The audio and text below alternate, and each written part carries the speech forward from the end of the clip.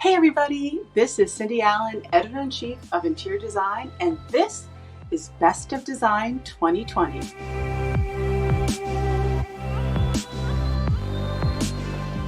A 2-week-long online design event honoring the best in design.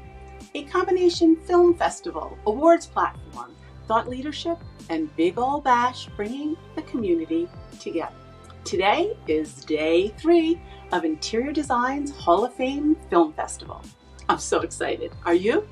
For those just tuning in, Interior Design's Hall of Fame honors architects, designers, and industry luminaries whose talent, vision, and dedication contribute to the highest standard of excellence in design. And I like to say, simply put, it's our Oscars. Now, today we have a chock-a-block schedule of documentaries featuring our illustrious Hall of Famers. First up, the globally acclaimed architect Kengo Kuma, inducted in 2018. Then we head off to our beloved New York with John Cetra and Nancy Ruddy of Cetra Ruddy, inducted in 2015. Next up, the king of graphic design, Michael Vanderbyl, inducted in 2012. Then we head off to the desert of Tucson with architect Rick Joy, inducted just last year, 2019. Then onto high-tech workplace with Lisa Iwamoto and Craig Scott of Iwamoto Scott, inducted in 2018. After, we meet Paula Wallace, a visionary who co-founded SCAD, Savannah College of Art and Design, inducted in 2019. We end our action-packed day with the magic of Marcel Wanders, inducted in 2018.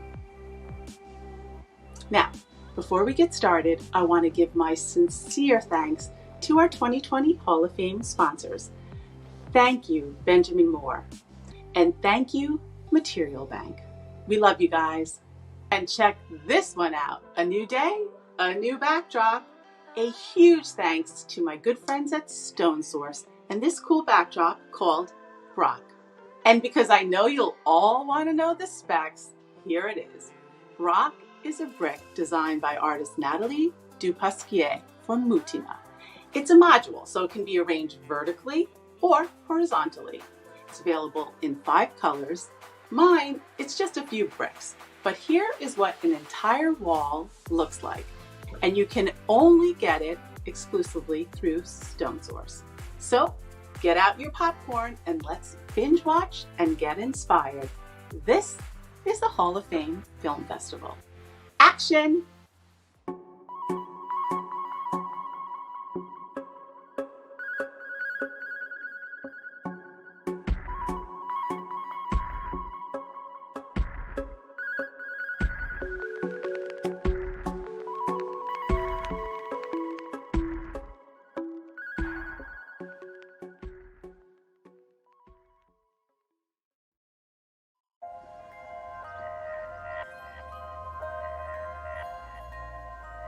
Design is about the relationship between material and us. My everyday life is about the material. I should think about why this material looks good, because it is more natural than that material. Every day I'm thinking like that.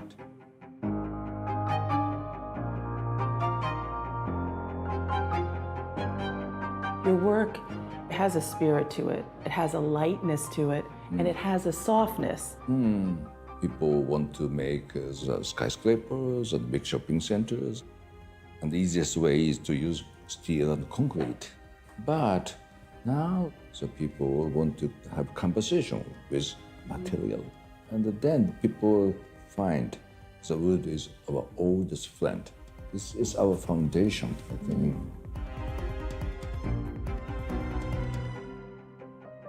My family actually started from this very small wooden house.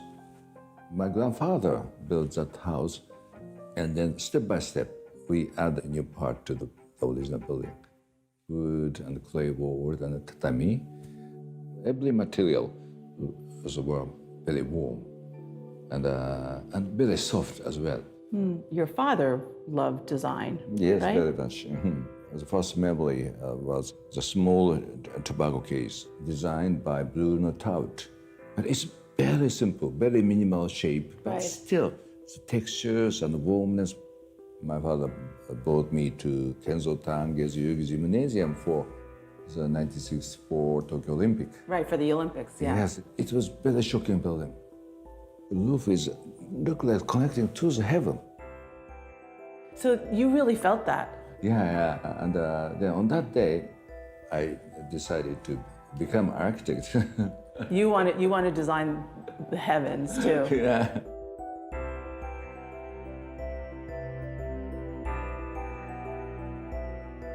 Full circle, here you are, you're going to be designing the 2020 Olympic Stadium. Yeah, it's unbelievable.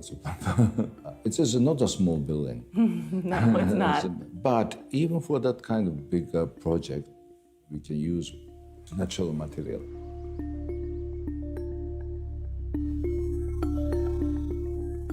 To create harmony with neighbors is the basis of our design. I should come to the site, walk on the ground, feel nature's wind, light. That experience can teach something to me. And we're in this incredible glass house that's just a mile away from Philip Johnson's glass house. What was that like for you? The original house by John Blackley itself is a beautiful monument of that period. And I add a wing as a series of the different design, but they still have some common identity. We are not independent. We are part of the history, and we want to live with the history.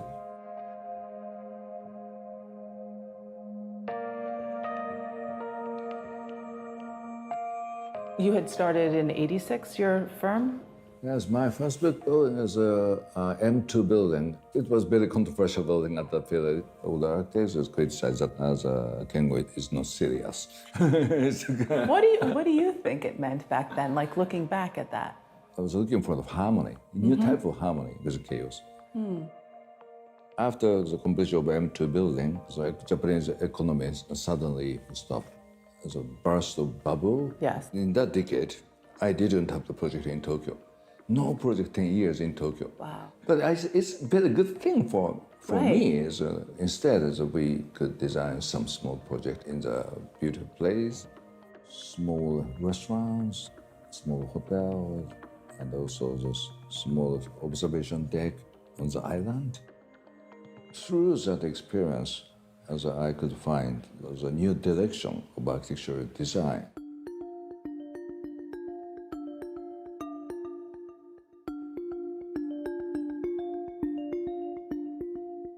The most important thing for a small project is create intimacy between me and every element of the building.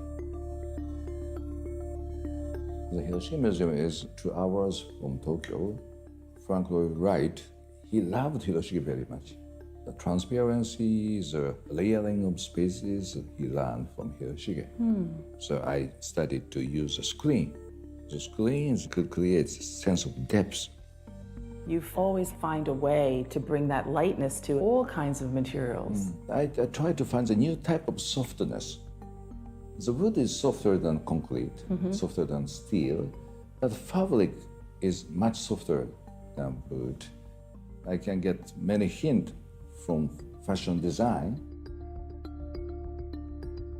The carbon fiber is also a kind of fabric. It's 7 times stronger than stainless wire, but very light. Yeah.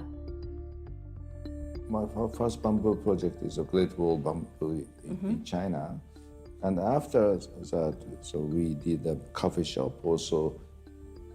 This project is a unique project. It's a restaurant, very tight budget. So I found used lang cable. It's a mix of colors. Right. And the textures is beautiful. Wow.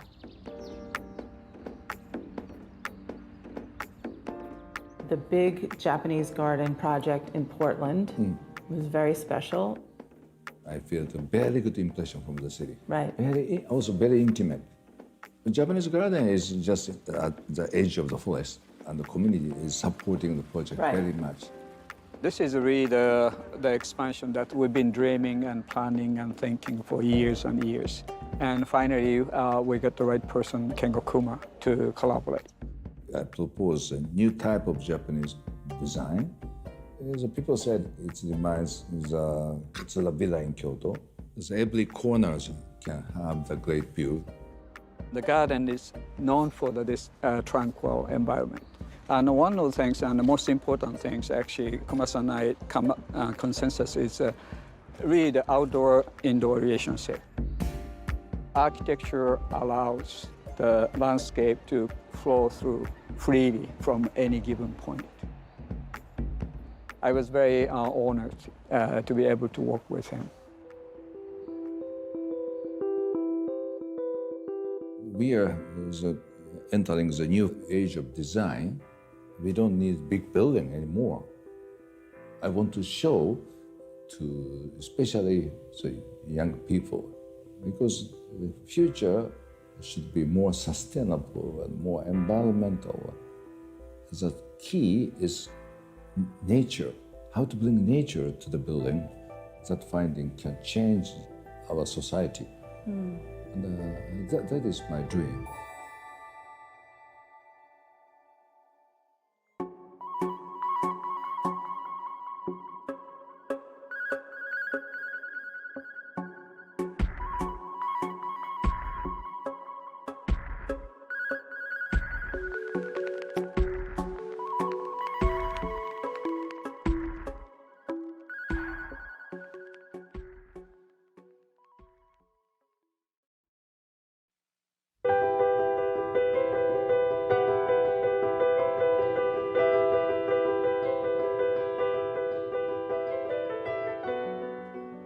You know, one of my favorite books was King's Views of New York, because it had all these great photographs from the turn of the century, all these beautiful buildings that made up the fabric of New York.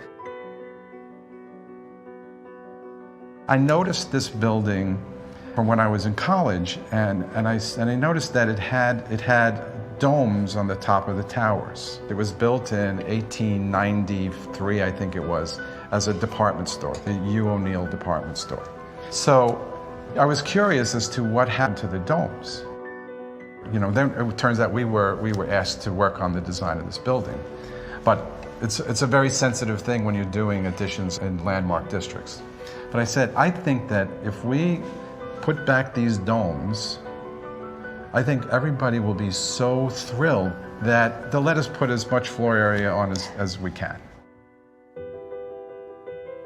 I will never forget the two domes came to New York from Long Island on a flatbed truck.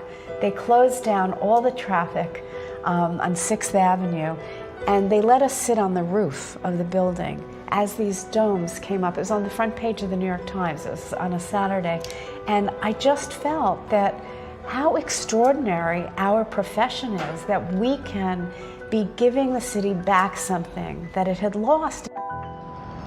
And those domes are just magnificent.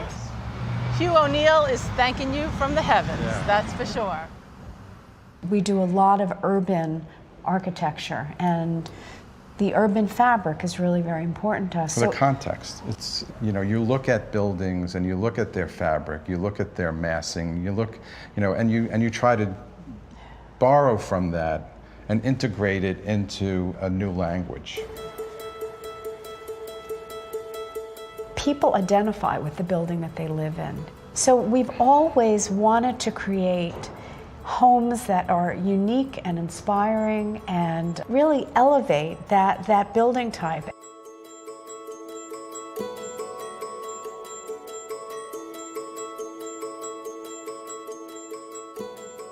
It's the wow factor. That's what we do.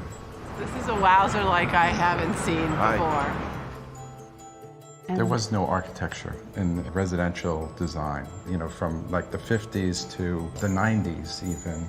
You know, every building looked exactly the same. And so we became known as the specialist who could maximize the value for a developer, but also to create different kind of housing. How many buildings have you actually worked on? New construction and restoration and adaptive reuse, it's 83 buildings.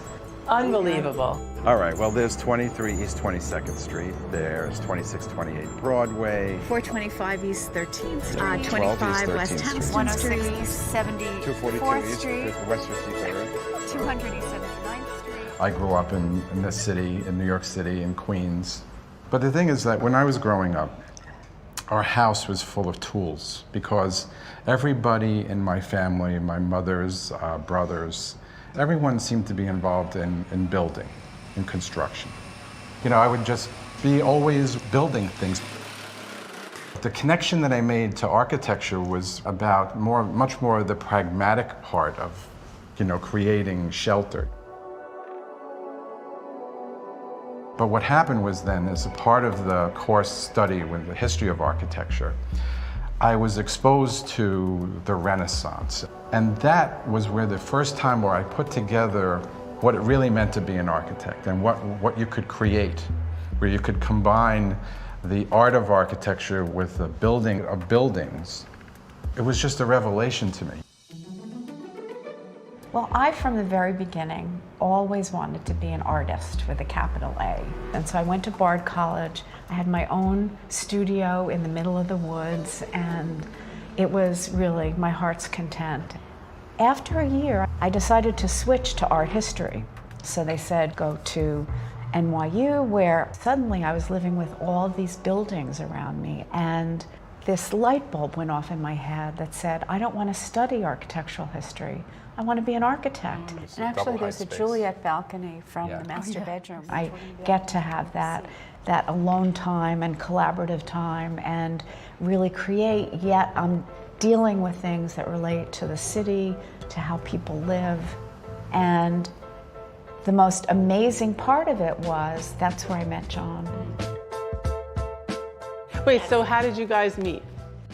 Well, there was a bodega that was across the street from City College at the time. It was on Broadway and 135th Street. I went across the street to get lunch one day, and I see this girl, you know, standing in line in front of me with this curly, wavy hair, you know. She turned around and gave me this smile like it just melted me, you know. And I said, I have to get to know that, you know, that person. So I just followed her around. He did.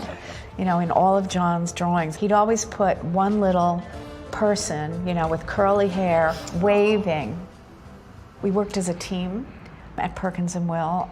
And then we really realized that we wanted to have our own firm. We have an amazing team of 92 people, and so it's a lot of minds and a lot of thoughts. You know, there's tons of firms who do amazing design, but I think we have a unique combination of the technical aspects of architecture and the art of architecture and the beauty of architecture all rolled into one. So this is Walker Tower. Yes, all of this metal work here was original, so it's all been restored. Thank you. Obviously this wasn't here, right? No, the only thing that was here was the shape of this space. So those weren't original either? No, that's not No. original. So how much floor space did you add? It was about 25,000 square feet. That's amazing.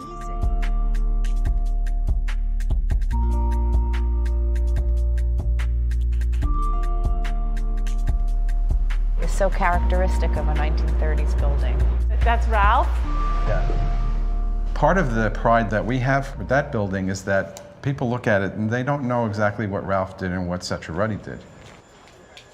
We started looking at the urban context, and it was the era when adaptive reuse really started, and we became experts in it. So we really studied these great turn-of-the-century buildings, and we learned how to build a better mousetrap.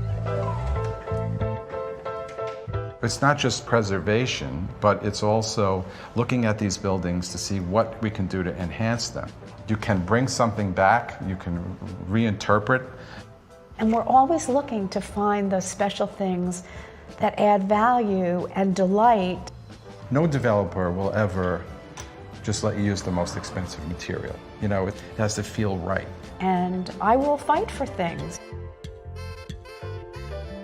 So the word luxury, you know, when people say, because a lot of the projects people know about us are luxury, and they are, and we do luxury really well. Luxury to us is about craft. You know, in the end, people really appreciate that kind of concern about how they live. In looking at our work for the last 30 years, I really believe because of our commitment to housing, we have taken the typology and moved it from a very utilitarian building type to something that can create inspiration and excitement and community.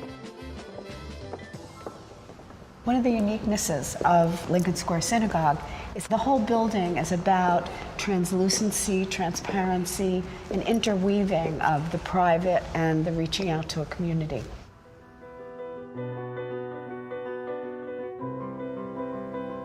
And at night, when the lights come up, it's just, you get that feeling. You see the energy from the light is just pouring out.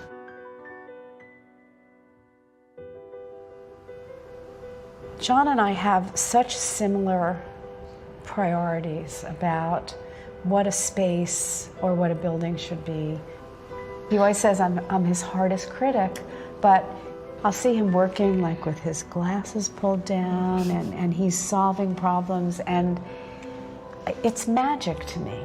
You know, so to have that and without any politic is the greatest luxury that a designer can have. You know, we're partners in everything. Sharing the pen, you know.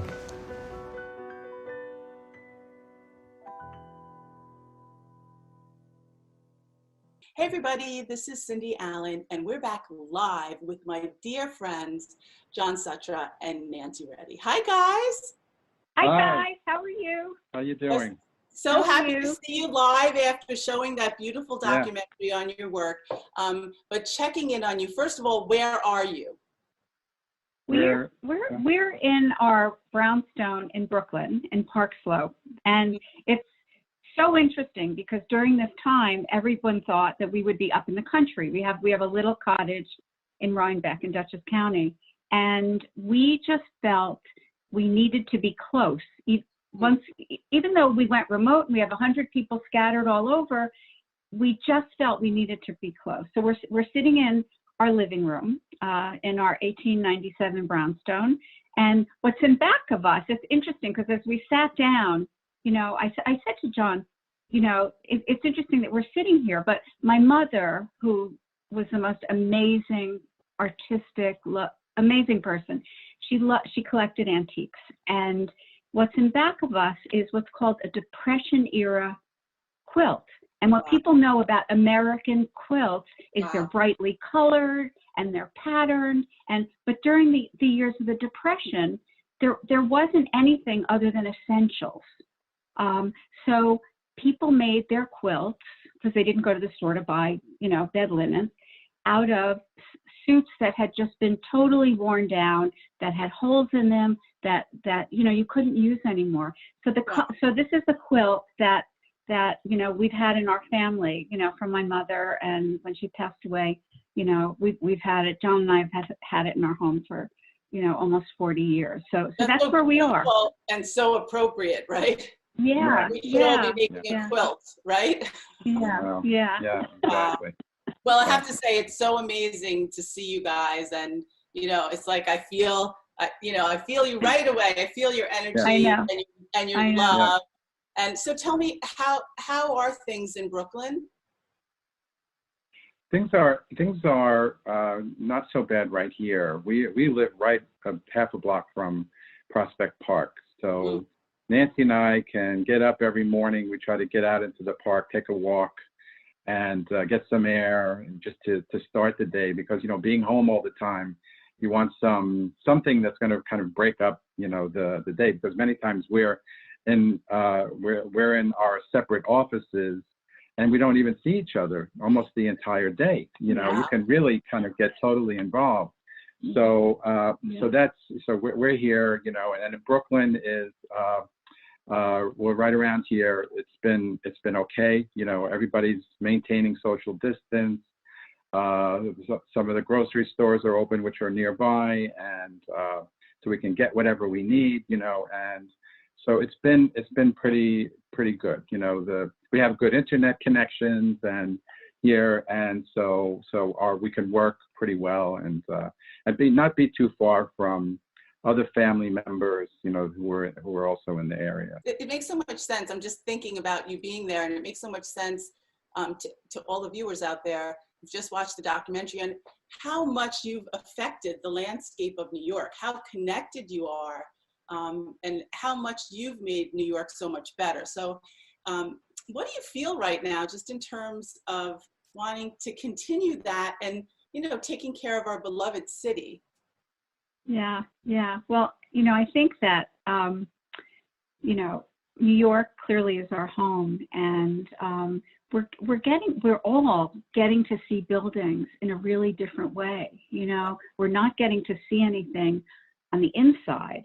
And so walking down the street, you know, when we all take our walks and things like that, I think people are seeing the city a lot more than they did before, when there's hustle bustle and there's taxi cabs and things like that. And I think that, you know, what we have been focusing on, you know, over the last 5 weeks is first the health and safety of our team. You know, that's really been the first thing. And then How are they?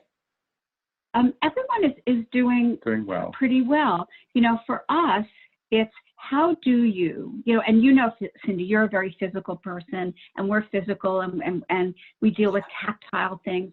And so, and I'm a very physical person, and I believe that a tap on the shoulder from someone who cares about you is essential, and it's who who I am. So how do you do that with 100 people, many of whom are single and are in small apartments? So we have established, I mean, we've been having a lot of fun, and in that we do a morning inspirational email, and we do it round robin. Every day a different person does.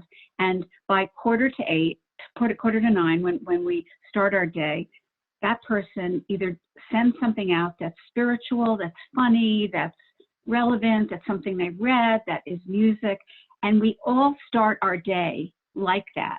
And it begins a chat that goes throughout the day, which is really great. And you know, and then, you know, we're doing all the fun things that everyone is doing. The most fun thing we've been doing is Friday afternoons, we do, you know, a get together, 100 people on that little Zoom grid, you know, and Meredith in our office and her team have thought of topics. So we've done one week, we had to come with a book we're reading or a favorite book, and we've each told why or read something from it. Then there was like the silly, you know, what's your favorite t-shirt, or, you know, what's your favorite, you know, this or that.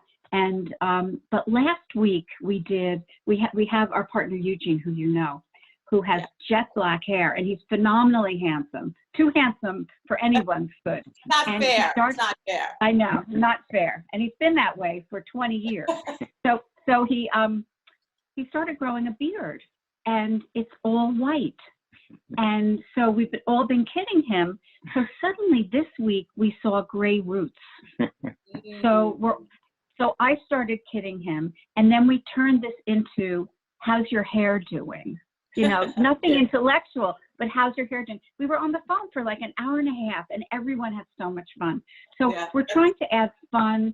And then the biggest thing for us is, how do you keep people inspired and passionate, you know, and effective, you know, when we typically work in groups. So our house is now piled with boxes of samples, because we're still designing. So a designer will send me a sample and her a sample, you know, or him a sample. And so we're finding our way, you know, so we're doing fine. I can't wait to get my hands on people and touch the textures and new ways of presenting as well, that I'm sure everyone in the design world is, because we have this thing, we will not send a design to someone electronically to look at it. We want to be there, you know. And so the issue of sending boxes of samples and labeling them and then having them put it on their table instead of on my table.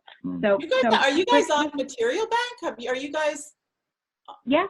Yeah, you are. We are. Yeah, we are. It's very helpful right now, especially. It is so beyond helpful. It's so curated. You know, it really helps our designers, and even the boxes are beautiful, Cindy.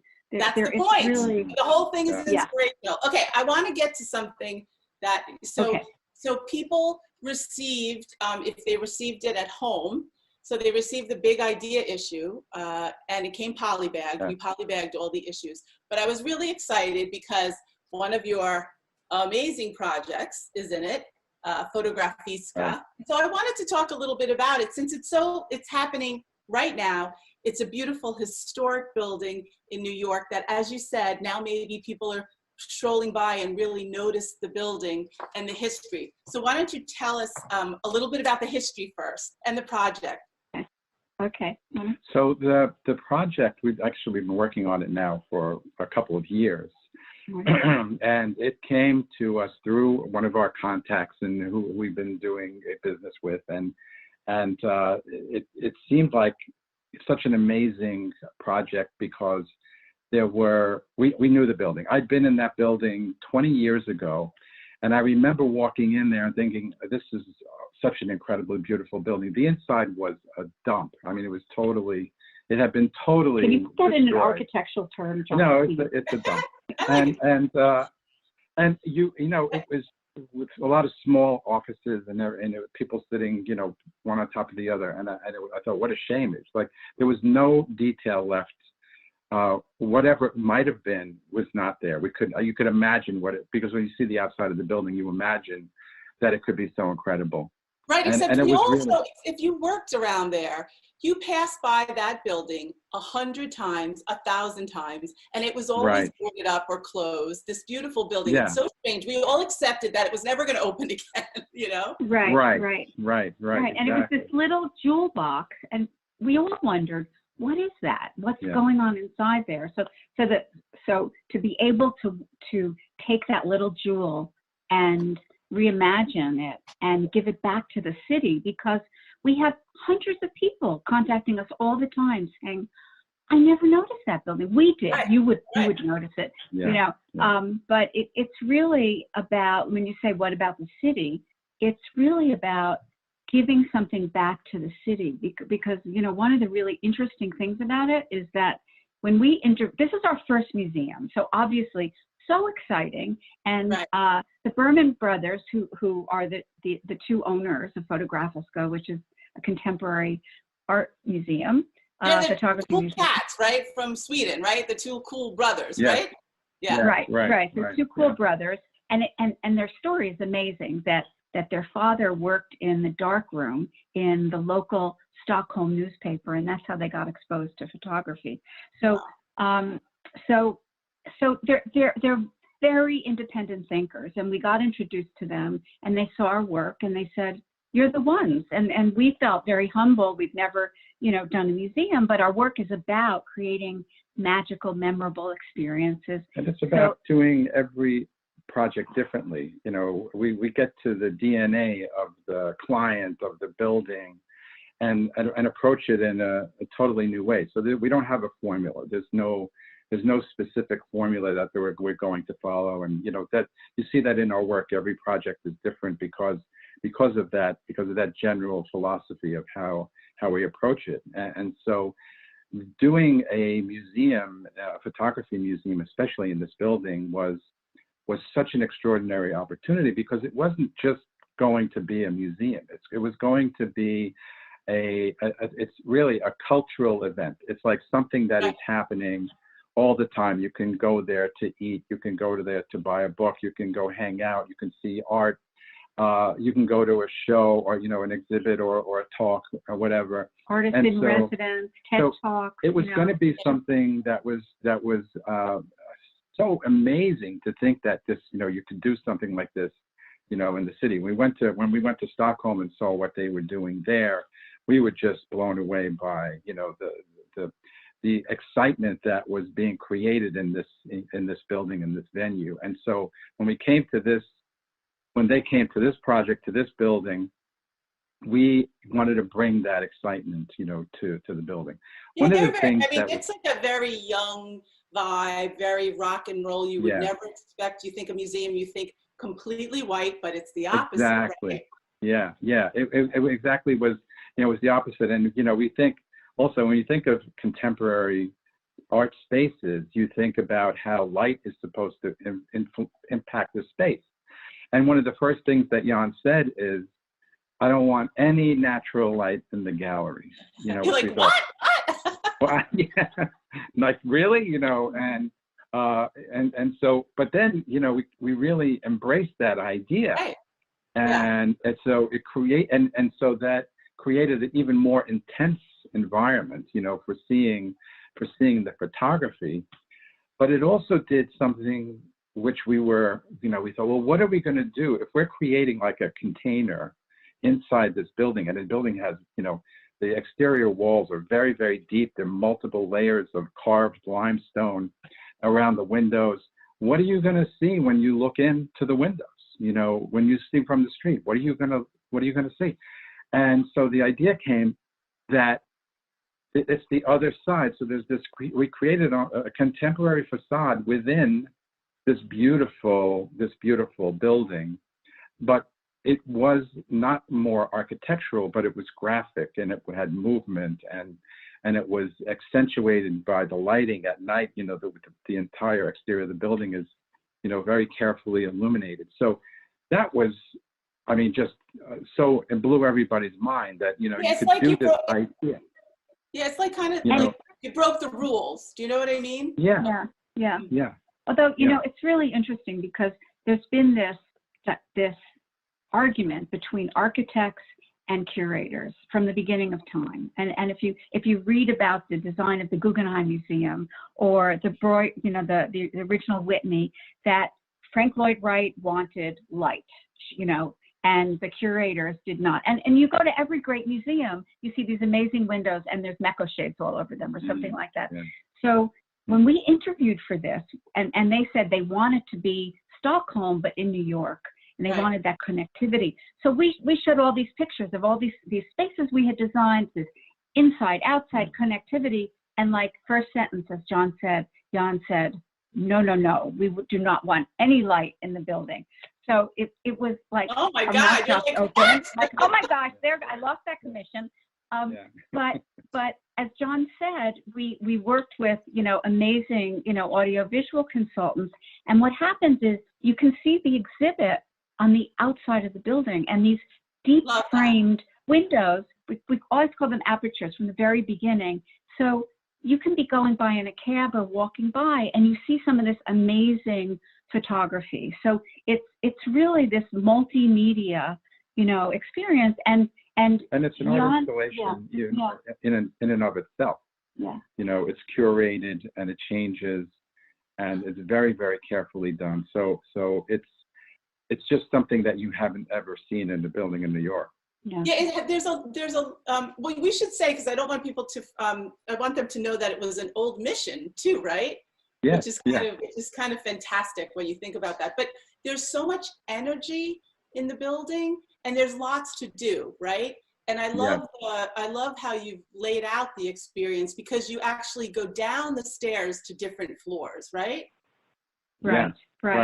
And you work your way through. And what's interesting in the design is that we wanted that connectivity to have, an open space where you could see everyone in the building, but the footprint is so tiny and we have such a large program to fit in. So what we did is we enlarged the fire stair basically, and created and used that as further exhibition space. And part of the thing was going to be, they said, in Stockholm, nobody uses the elevator. Everyone will walk. And I said, I'm not so sure if in New York, people are going to walk up 6 flights of stairs. So we had to make that an amazing experience unto itself. So basically, you take the elevator up to the 6th floor. Right, you go up, and then you walk down. Wait, right, you get your drink. Right. Yeah. You get your drink. and then you work your way through, and the stair becomes a whole different kind of experience. And again, the photography that's happening from visitors on that stair, it's where the Instagram moments are happening. And you sort of, we never really designed for that, but everyone talks about it. Where's the Instagram moment? And those stairs, because the exhibits change, is your experience. If you come every 6 weeks, it will be a totally different experience. But we only have a few minutes left, so I want to make sure we talk about how you used a really, like, almost the best spot in the house is the top space, which was the worst spot in the house, and how you uncovered it. Yeah, well, because I don't know if you ever saw the before photographs of that space. It was, everything was covered up with plaster, white plaster. And sheetrock. There was a little emergency stair that went up to the roof. It didn't look like anything that you saw. I, climbed up this little stair and saw that there was an attic up above it, this beautiful triangular space. And Teresa Genovese from our office and I went walking around the building, thought, if we open up this entire space, this could be incredible, because the terracotta that is used on the infill, it's a cast iron steel framed cast iron frame building with this terracotta infills, which had not been touched in over 100 years. So they were the natural color, beautiful terracotta color. And so if it could all be opened up, you'd have an extraordinary experience with that space. So that's amazing. Exactly what we did. We literally stripped everything, all the plaster off, exposed everything. Our structural engineer reinforced the building, and all the steel is fireproof now. But the experience up there is like nothing that you could ever see. I mean, it's a very cinematic kind of space, because it's a kind of space that you could see in a movie, as a set, but it is, because of the drama and the intimacy of it, it's just like the rest of the building, where it's multiple layers of spaces, because you're standing there, you're looking up and you're seeing through the steel, these cast iron columns with rivets and up into the terracotta. It's just a beautiful experience. It's kind of drop dead there. It's drop dead gorgeous, and also it allowed for something that happens these days as well, which different kind of events. It was almost like waiting for you to discover that, which I think is so cool. Yeah, I love that idea. It's that discovery that you create these unique experiences. It makes it even better than it could ever be. Well, I know you collaborated on 2 other spaces, the Chapel Bar and the Veronica Restaurant. It was a really great experience, because we, as the architects of the building, we knew that there was going to be a restaurant and a bar. And so before we had anyone on board, we did the same exploration and got that space ready to express itself for whoever the restaurateur was going to be. And so one of the exciting things was that we found this amazing stained glass that was hidden in a mechanical room. So we had it restored. We brought it to the space. We located it in an area where we thought would be wonderful for a restaurant. And then Stephen Stark came in, and Roman and Williams came in to design the Chapel Bar and the restaurant. And it was this great collaboration, because they are unbelievably creative, and as are we. And so it was really a dreamy relationship. And we so love the eccentric quality they've added to the diversity of the experience of Photographics. It was absolutely great. Yeah. Well, listen, it's such it was almost like, why didn't we have a space like this before in New York? And now we do. And now we want to own it and enjoy it and be part of it. And it's all because of you. Now, this is what I want to know. What's the latest count on the buildings that you've worked on in the city? Well, I think it's over 90 now. Over 90. Over 90 buildings. When we counted it the last time, it was like we were about 85, I think. Yeah. So 95. So I would 95. say 95. Okay. Yeah. So we're going to do the countdown to to 100 buildings designed by Cetra Ruddy or renovated. Unbelievable. You guys are amazing, changing the face of New York forever, our beloved New York. And you are there, hanging in there with New York. I'm sending you big virtual hugs, you guys. Big virtual hug to you too. And Cindy, I have to say, you know, during this really difficult time that you know the world is having, the role that you are playing and keeping us all connected. You know, I talk to my colleagues and we check in on each other to see how we're doing, but you're the glue in our community. And I know that we all thank you. And I share my reading with my team and everything. And so, you know, getting almost daily, I don't know how you do it, I don't know when you sleep, but getting those amazing little FOMO or those amazing pictures or those inspirational firms you didn't know about, it just keeps us all going and keeps us inspired. So we have to thank you. We really have to thank you. Well, lots of love to our industry and to design, which will help get us beyond and through. That's for sure. I love you guys. Love you too. See you in September. Yeah. Hey, design friends. Now, I know you're constantly seeking inspiration and want to learn about new products. So we've created something special called the Product Experience. You can explore brands, products, and the designers in this interactive platform. Now, we're going to drop a link below, so just click on the Product Experience and enjoy. I can't wait.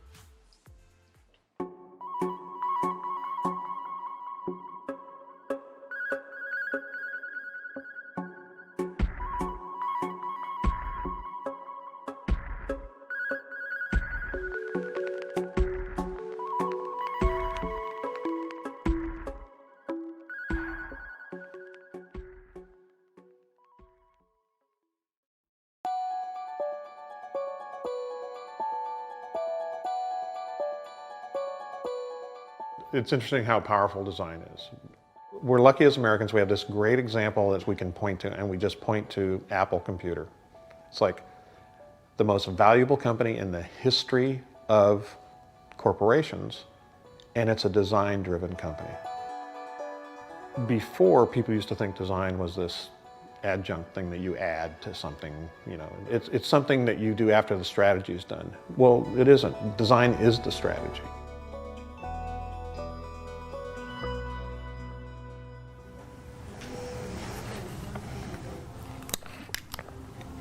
I'm sort of proud to be an American designer.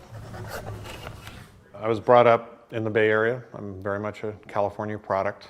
The funny thing is my grandfather was a baker and my father was a butcher, so apparently I was supposed to be a candlestick maker, but there was no art or design at all in our background. They were a hardworking, you know, blue-collar family.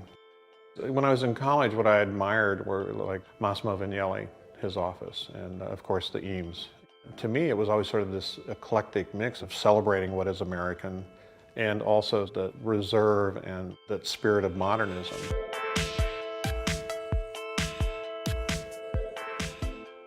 And so I went into graphic design. That was my major, was communication design. I come from a point of view that everything communicates, whether it's a space or an object or a chair or, you know, or graphics. And so that's why when I design things, it maybe is a little bit different than someone who's solely an architect or industrial designer. So now zoom way in on it. Cool, looks good. You want to show people that you get it and that you get them. And you know, I've been fortunate. I have a lot of clients who've actually allowed me to break down barriers and do other types of projects and bring my design sensibility to these other disciplines. If I can control, one, the brand, what it looks like, if I can help them develop that, if I can then do what the advertising would be of that brand, and then if I can control the space that brand is sold in, and then the real trifecta, though we're on 4, would be as if I can design some of the product. When I worked with Esprit, we did the bed and bath division. So we designed all the product, we designed all the showrooms, all the advertising. It's this process where I try to look at who they're selling their products to and who they are as a culture. And I try to make it so that the message is as honest as it can be. One of the clients I've worked with for a long time is Technion. I remember the very first presentation I did. We basically wanted to talk about the future because, that was everybody wants to know what the future is going to be. And so in my conversation with them, I said, no one really knows what the future is. And so we came up with this image, which was a rocket man. So it was a 1950s guy putting on his tie and all this stuff, but he had a rocket pack on his back. And our headline was, what will the day after tomorrow look like? And our whole thing was the day after tomorrow will look a lot like today, but with some slight differences. And it's what launched Technion sort of on this new direction that they've been on. Wow, this showroom is amazing. Thank you. This space is typical of my sort of concept I have about retail design, where you're not supposed to be able to see everything at once. So as you come in, you get one layer when you're met. And then into the space, you get into another layer. And then we created this hallway so that it separates the other area in the back where the sort of wall product and other types of furniture are shown. But you look up into the city, which is a great view. It's stunning.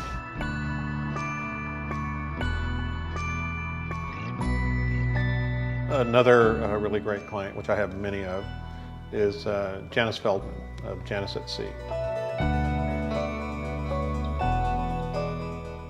For the Los Angeles showroom, we wanted to have a hedge that we could grow indoors, and she informed me, Michael, you can't do that. And I said, well, it's Hollywood, there must be. And she says, good idea, let me work on this. And now it's a product of hers, and it's an amazing little grid system that actually all nails together these little squares. There's multicolors in the Yeah, and it looked like the real thing. Yeah. We moved to the wine country, my beautiful wife and I. We built this about 10 years ago, and it was a small little house that existed here, pretty run down, and so we basically knocked it down and made another 2-bedroom house. It's a little bit bigger. This is unbelievable. This is our weekend home, but we're still considered locals by the locals. And so over time, I've actually picked up clients. I was doing work for the Vintners Association, and then I started picking up wineries. And that's a great client to have because you can get drunk while you're working.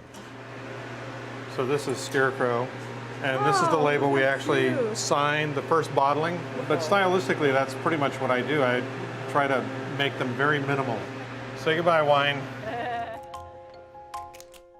What's been interesting is I've been able to sort of inject my sort of philosophy of design of paring things down, making them elegant, making them beautiful and memorable. And it's worked really well. Typography is the vessel of the written word, right? So nothing can be more important than type, the way it's done. Is there anything that you think about with the space between, like understanding the space between letters? Right, I mean, kerning, that's the term for the space in between letters, is a real art. I remember when I was in school, I had an old German professor, and his was like, you have to think of it as though there's sand between each one, and there should be the same amount of sand between each letter, so that even though it forms around the letter forms, it all balances. I was hired to do a retail store on Madison Avenue for the Robert Talbot Company, the men's furnishings. And this is where the shirts would go. And so, what was so funny, I assumed that she knew that we did branding and graphic design. And when we were doing the model of the retail store, I was saying to Peter and I said, you know what, on the awning, I'm just gonna kind of fix this up. And as we're finishing the meeting, she says, gee, I really like the way our name looks on the awning. And she says, do you know anybody who could actually do our letterhead and use this on it? And I said, well, actually, I could do that. And so that's how my career has gone in a strange way, right? Furniture, opportunity, take advantage. Take advantage.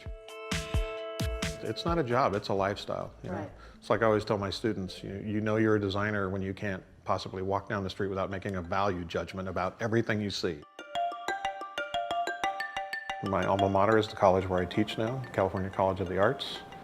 I'm the Dean of Design. CCA is a great institution because the blurring of what architecture, industrial design, fashion, graphic design, it's like this great soup of sort of disciplines all coming together. Don't be so linear about I'm a graphic designer and I do graphics. It's like, don't think about it that way. I'm teaching still these almost 40 years because of the students. Students to me are an inspiration. I feel it's important in design to give back. And for me, it's made me a better designer, I think. I mean, the idea in design of being who you are, and you know, that sounds corny, but you need to find the things that are really unique about who you are in companies and people, and that you, without a doubt, can support and defend what that is. And those are the things that you raise up and you look at and you position them in a place where they speak for you. Hi everybody, it's Cindy, and we are back with none other than Michael Vanderbyl, and we're going to check in with him. And he's in Napa right now. Hi, Michael. Hey there, Cindy. Good to see you. So nice to see you too. Boy, we had a good time all those years ago doing that video, huh? I know. I was a little younger then, I think, but I was a little younger then too. That's gray, okay. A little grayer. Yeah. You look Not you though. You look exactly the same. No, you look fantastic. So, so first, tell me, how are things out there? Things are strange, like they are everywhere. But being up here in St. Helena, you know, we're already socially distanced anyway because it's all vineyards and whatnot. And we've been up here. Alicia and I have been here since, we closed the office. I think March 10th or something like that. So we've been here for a very long time. I'm actually wearing clothes for you. At least the top. At least the top. Well, bottoms are on too. I even shoes. It's crazy, but we're doing well. In my office, we've been actually working remotely, and in fact, the first couple of weeks were sort of strange. I was actually getting a lot more done, which made me worry. Yeah, that does make you worry. Wait, I have to tell everybody that this great story you just reminded me of. You know, so I'm editing a magazine, but I'm like very close to working on the layouts and all the art, and Michael too, because he's a brilliant graphic designer. So when we were shooting that documentary, do you remember this, Michael? Do you remember this? Yeah, so we were shooting this documentary. I said, I want to see how you work. And so he sat in the chair and he sat next to one of his designers, and then he scooted over in the chair and sat next to the other. And I was like, that's exactly what I do too. Riding shotgun, we call it, you know? Ah, riding shotgun, yes. Yeah. So we're not doing that right now. Everything, you know, the remote thing is really tricky when you're working on that kind of detail. Yeah, and what I've been doing, which is, you know, thank God for technology. So what will happen is we'll have a discussion, and then what I'll do is I'll do a sketch, the old school way, photograph it on my phone, and then email it to them. And then we sort of talk about the sketch from there, and then they do some revisions, send it back to me. And it's actually worked out quite well. Because what happens when I'm riding shotgun in the office, I've discovered, is that I get distracted too much. Like we'll be in the middle of getting something done, and then something else will come up. Oh yeah, that happens all the time. But I always think like somehow managing all those things is productive. But it's like what's tricky on my end is that like the normal back and forth becomes like, instead of it being organic and actually pretty quick, it becomes like a step back and forth and back and forth. Right. And that's where people could, you know, normally it's just part of the process, right? Right. Well, what I find is I end up having to write copious notes on the sketch, right? To make sure they understand what it is. Right. Yeah. And they get it 9 times out of 10. Yeah. It's a really different way of working. I think we're all going to be a lot better at this at communicating when we get back, because we were played for so long, you know? I agree. So you were telling me, about the students, because you were the dean of the School of Design at California College of Arts and Crafts, right? It used to be. It's the California College of the Arts. Yeah. Of the Arts. Yeah. For how many years? For decades, right? 32 years, something like that. And I stepped away just a couple years ago, but I still very tight with the faculty and the class I created, which was the senior thesis graphic design class. You know, they dragged me back to the group crits for midterms. And in fact, I just finished a midterm right as all this started. And I think back to it, and it was like, you know, you have 25 students all sitting in the back. You've got a row of faculty and guests like myself talking, and all you're hearing is coughing and sneezing behind. And then after it was all over, like, that was probably not the smartest thing I've ever done once this sort of pandemic moved on, but everybody was fine. And now what they're doing is that it'll be the first time in this class that I developed that the senior thesis is usually this really huge event. I mean, because it's a public crit. I always feel sorry for the students because probably literally about 70 to 100 people show up while you talk about your project, right? And so this will be the first time that they're actually going to do one-on-one with their faculty, and they'll do it on Zoom, and that'll be it. It's so sad because it's so anticlimactic because it's your final, toll gate you go through to move into the profession. Yeah. And so, I feel sorry for the students because they're not going to get all of that great interchange. So. Right. Well, you've done so much for so many students. It's really amazing. I love that they keep pulling you back and come on, Michael. One more time. But the good thing I like is that when I used to have to try and corral outside professionals to come to the crit, it would last from 9 in the morning till 6 at night, and they'd leave at like 1:30, right? And so now I can do that to them. I can leave, right? Leave the poor professors to do the rest of the work. But well, one thing that we see a lot now, and communication in different ways is so important, but graphics and communications and all of this messaging around COVID is really making an impact. And I know you were even telling me about a project that you were going to share.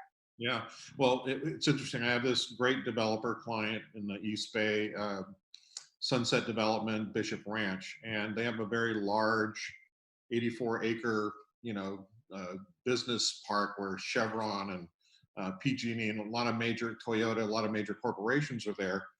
And so I get a call from my client, Alex Moran, who's, by the way, I always love telling this story. He's the great-grandson of Thomas Watson of IBM. So this guy's got good design lineage. He's, it's in his blood, right? Blood. And so he says, Michael, I have an odd, and this is before all the COVID thing had really started to push, right? He says, I really want to have you design some icons and pictograms to sort of help us alert all of our tenants in this large project how to protect themselves and how to protect others and that sort of thing. So we did a whole little series of, and the ones I'll show were just the ones we had photographed. We did many more.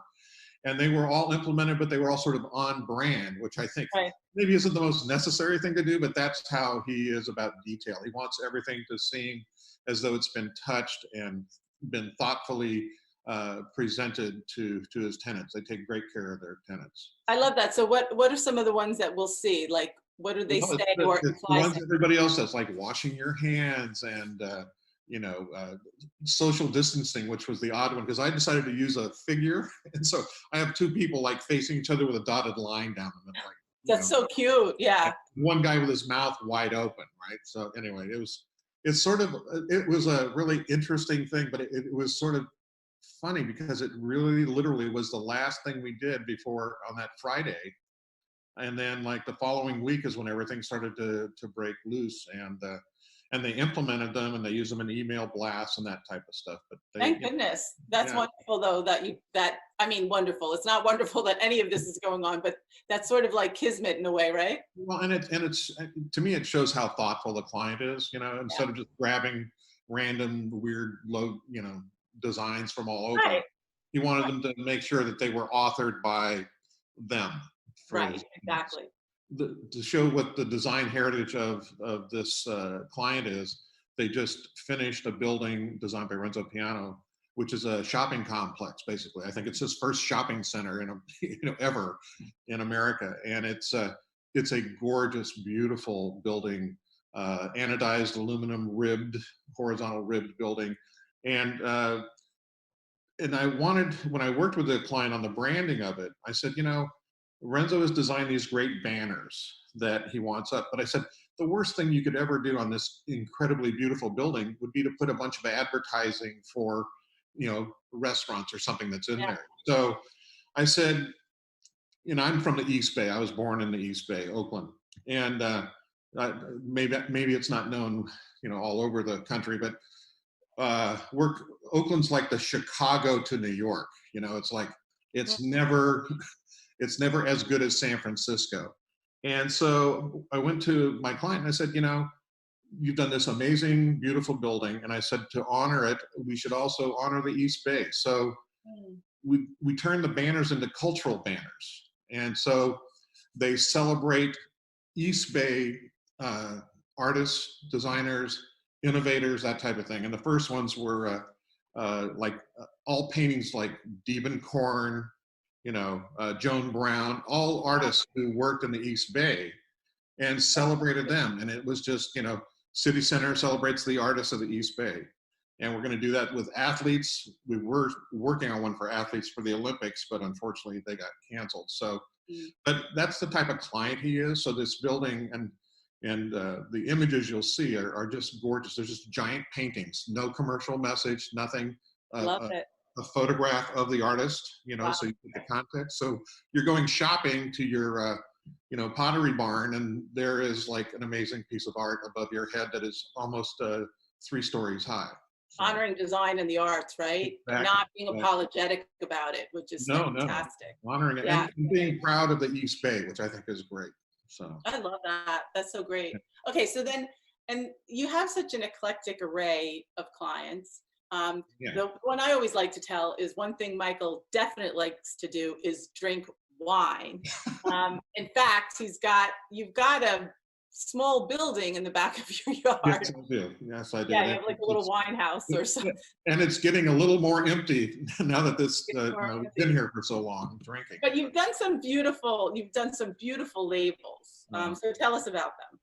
Well, I think it even says in the video that the great thing about a wine client is that you get to drink while you're working. And so, lately we've been working on actually rebranding some of David Feldberg's wines. I don't know, but most people probably do, that David has a really amazing winery up in Niagara-on-the-Lake, which is the first LEED certified winery in the world, and just a really great place.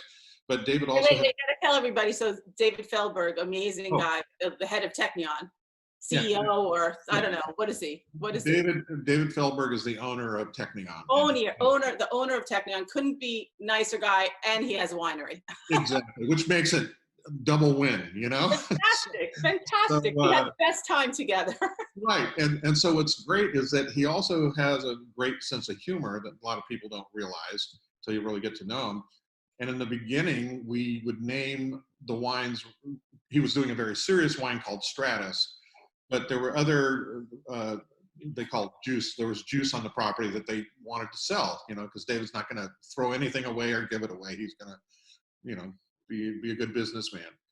And so after our 3rd bottle of wine at dinner one night, at 2nd or 3rd, we decided to call that wine Wild Ass, but we had a little bit of a issue that the Canadian Alcohol Board may not approve a name like that.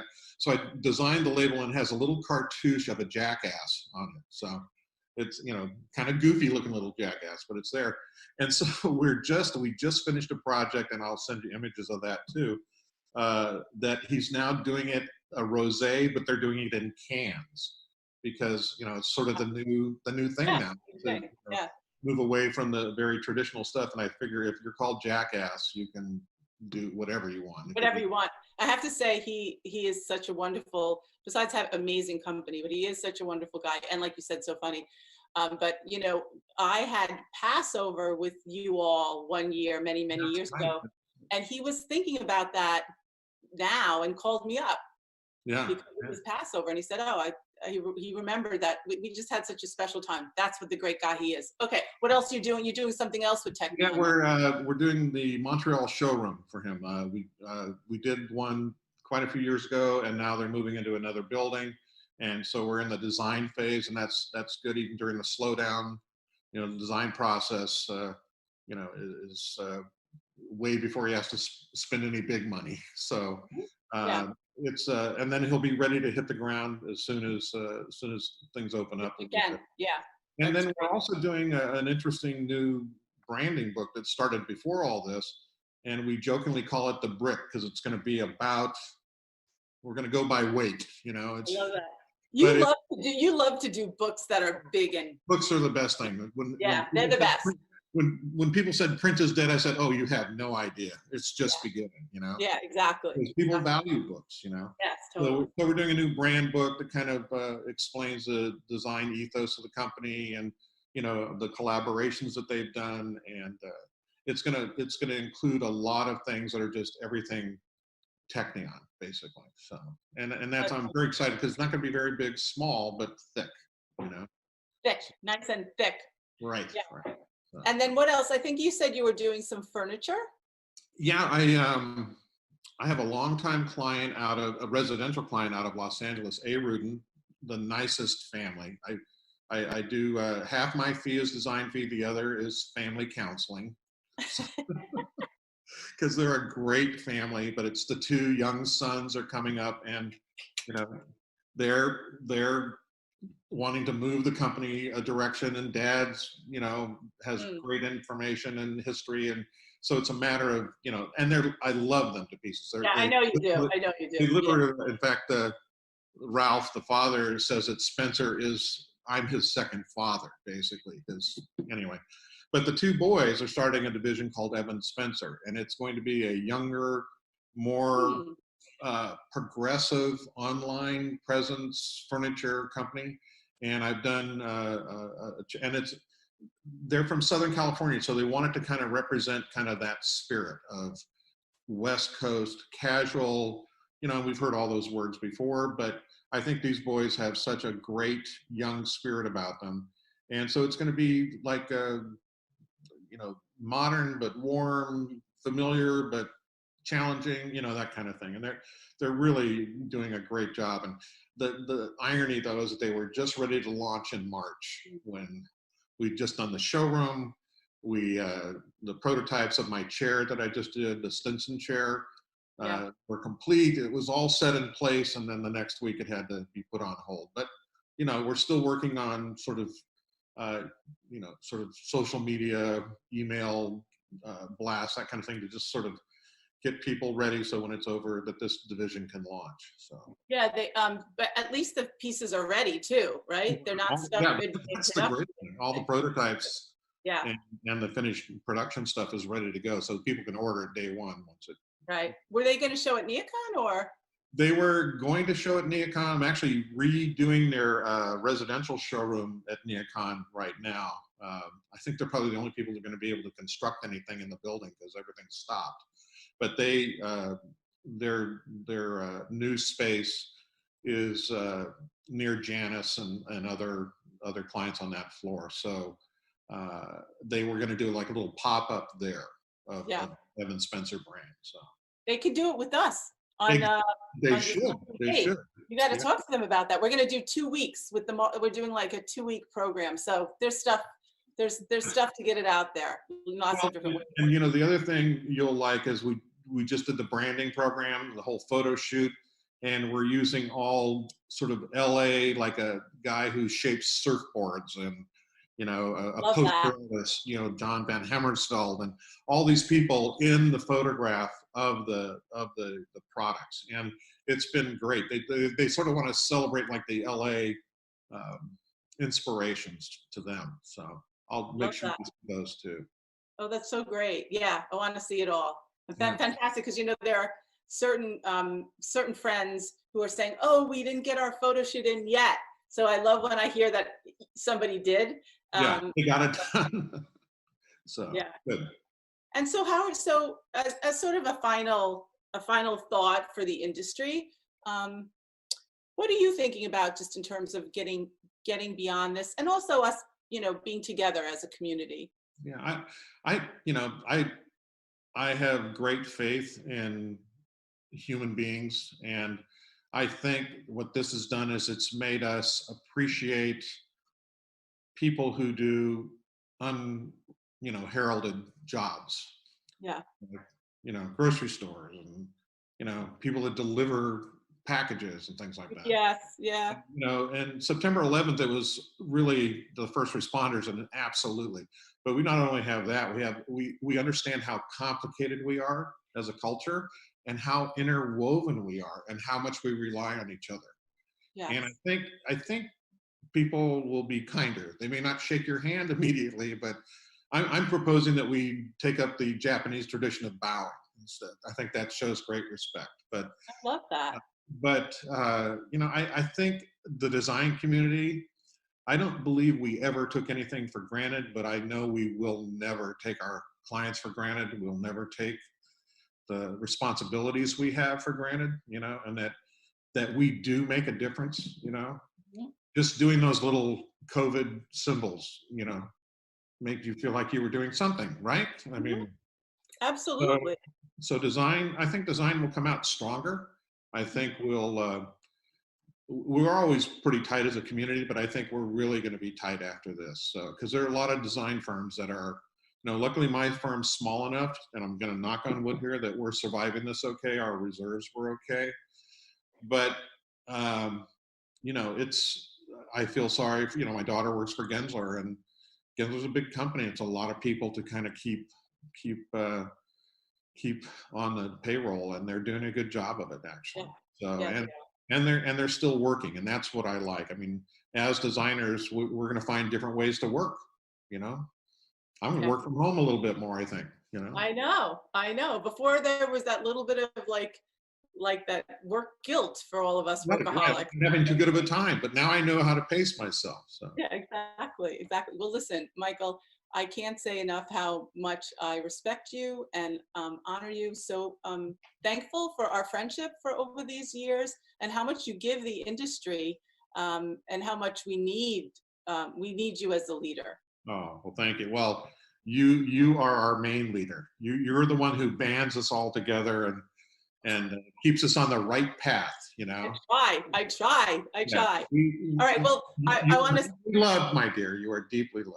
Oh, thank you, Michael. You are too. So wait, so let's do a bow first. So we're going to do our respect bow, right? So I love that idea, right? Bow. And then I always do the virtual hug. So this is like my virtual hug. Oh, that's so cute. Love you, girl. Okay. Send my love to Alicia. I will. Okay. You take care. Stay safe. Bye, design friends. Bye, everybody. Bye-bye, everyone. Thank you.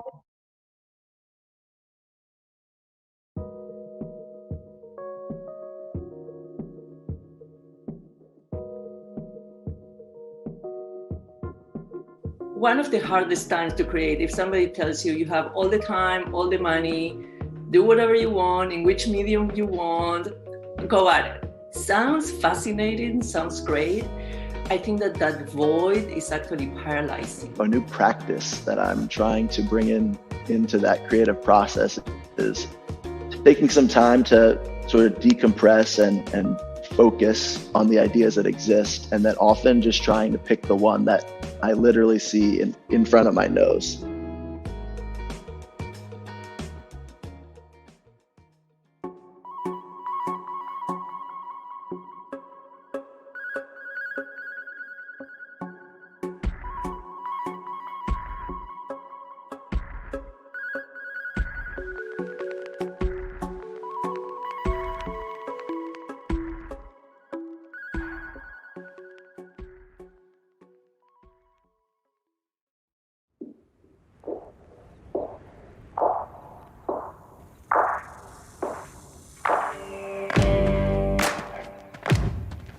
It's really more about lifestyle than the building. Mm-hmm. And I say that a lot, that I'm offering somebody a lifestyle in a place more than architecture. Right. But it turns out to be architecture. But what do you think, Rick? It seems like when you love something, you really, really go beyond. It's like with most things in life, you have to ask yourself, what do you want first, right? Right. You don't just start making dinner because it's going to look nice. Right. You say, what do I want? What do I feel like right now? You just say what you want to do and try to design to it. Mm. And the form comes later. It supports it.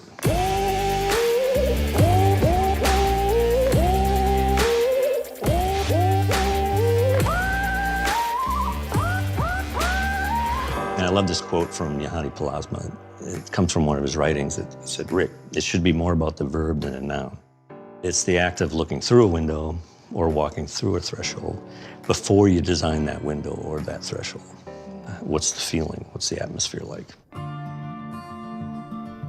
Cindy, it's just right over this hill. This is the Nomad House, yes? Yeah, Desert Nomad House. Oh, Desert Nomad. Because there are 3 elevated boxes in the desert, we did that to protect the roots of the cactus and everything. We had decided to assert the applied skin nature of the building and did this heavy plate steel. Yeah. And they float on the ground. And you're on these concrete posts, right? Yep. And then on the inside, it's all clad in maple, like a beautiful jewelry box. And then the roof is a teak deck that's floating above the rubber membrane. Oh, it's teak. Oh, I see. And then you get up on there and sleep at night. It's just great. That's crazy. We call these instruments that frame the views, you know, single aperture instruments, more than buildings. It's one house, but you're required to walk on the ground between the rooms to reorient yourself with nature between them. Watch your step and watch out for all the rattlesnakes. That's not fun.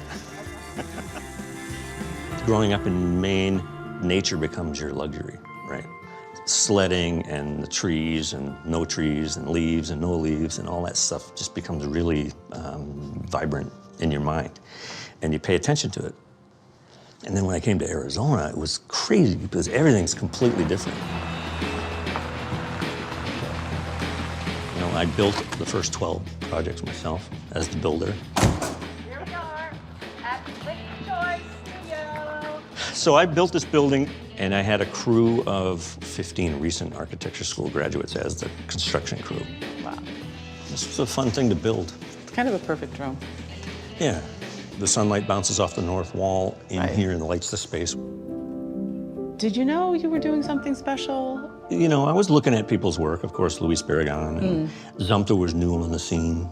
Sigurd Leverens and Sverre Fehn, Norwegian guys, and Jorn Utzon. And I just wanted to do work like those guys. They were my heroes. Having color at all was inspired by Barragan. I was like, Barragan, but there's no pink. What I found here was letting nature into the space, letting light into the space. A celestial connection upstairs. Those things don't cost much, but they just add so much atmosphere. Well, all I know is when I stepped through the gates, I was completely transported. We built everything new and made a very clear distinction between old and new. And we built with earth. So the soil in Tucson is perfect for adobe and rammed earth. And then we added a little iron oxide pigment. See that? You see it every once in a while. It just matches the earth perfectly. Built by cowboys.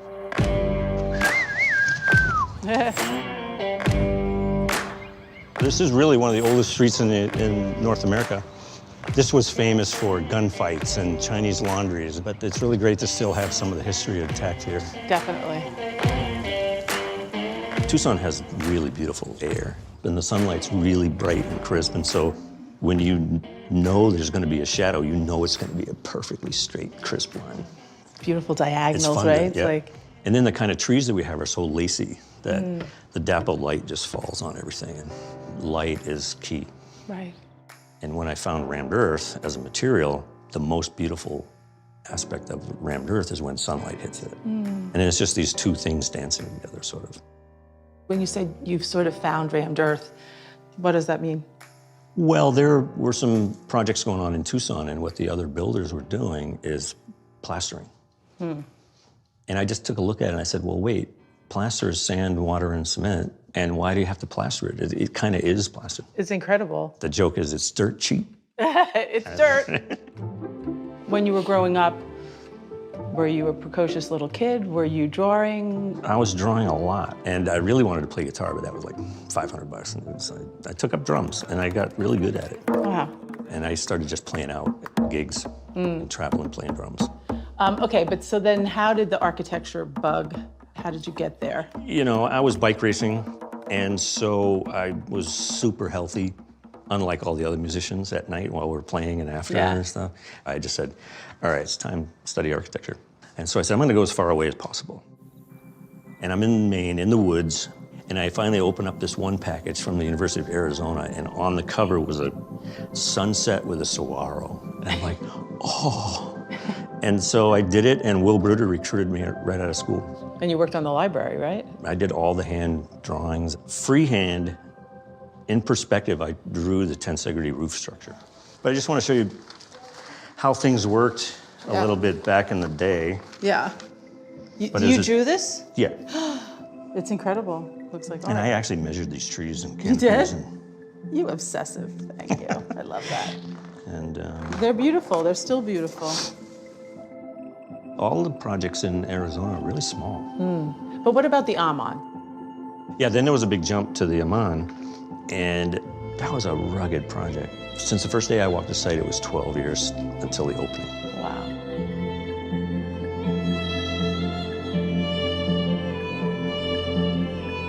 We found this great Octavio Paz poem, Wind, Water, and Sand, and we just used it as our mantra. The place became those mesas, the landscape, which are all eroded by wind, water, and sand. And we decided to make a hotel of concrete that was the same coloration of and it feels and looks the same. Yeah, it does.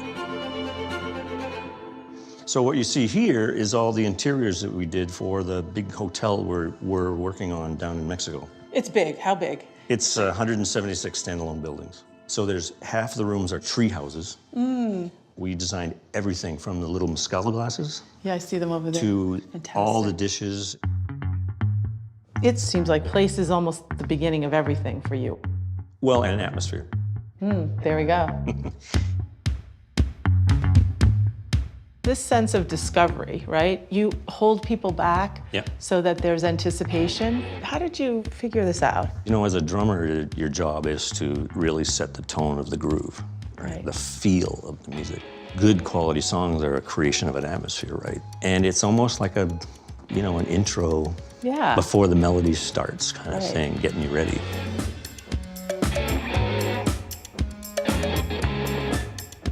And I actually narrate when I design now. You know, I just say things like, let's go in through this gate. The gate has to squeak a little bit. It's a beautiful, historic wall. It's been here for 100 years, and the ground crunches under your feet. And then the lacy shadows of the tree and the rustling of the leaves and the dripping water from the fountain. And it's all choreographed to be like a song. There are times when I feel like the band leader, but when there's spatial qualities and complexities and atmospheres involved and narratives and smells and colors and tactile qualities, it's almost like composing. And now we've zoomed in live with Rick Joy for a little chat. How are you? I'm good. I'm thinking of changing to Ricky, though. Oh, Ricky. I like that. For everyone who doesn't know, so Rick was a music guy, a music buff in his early years. So I'm not surprised that you want to be Ricky. But we're live right now from Tucson, and you're at home, Rick, or are you in your office? No, I'm at home at my home office. Chair here at home. Yeah. And how's everything going? And how are you doing? How are you feeling?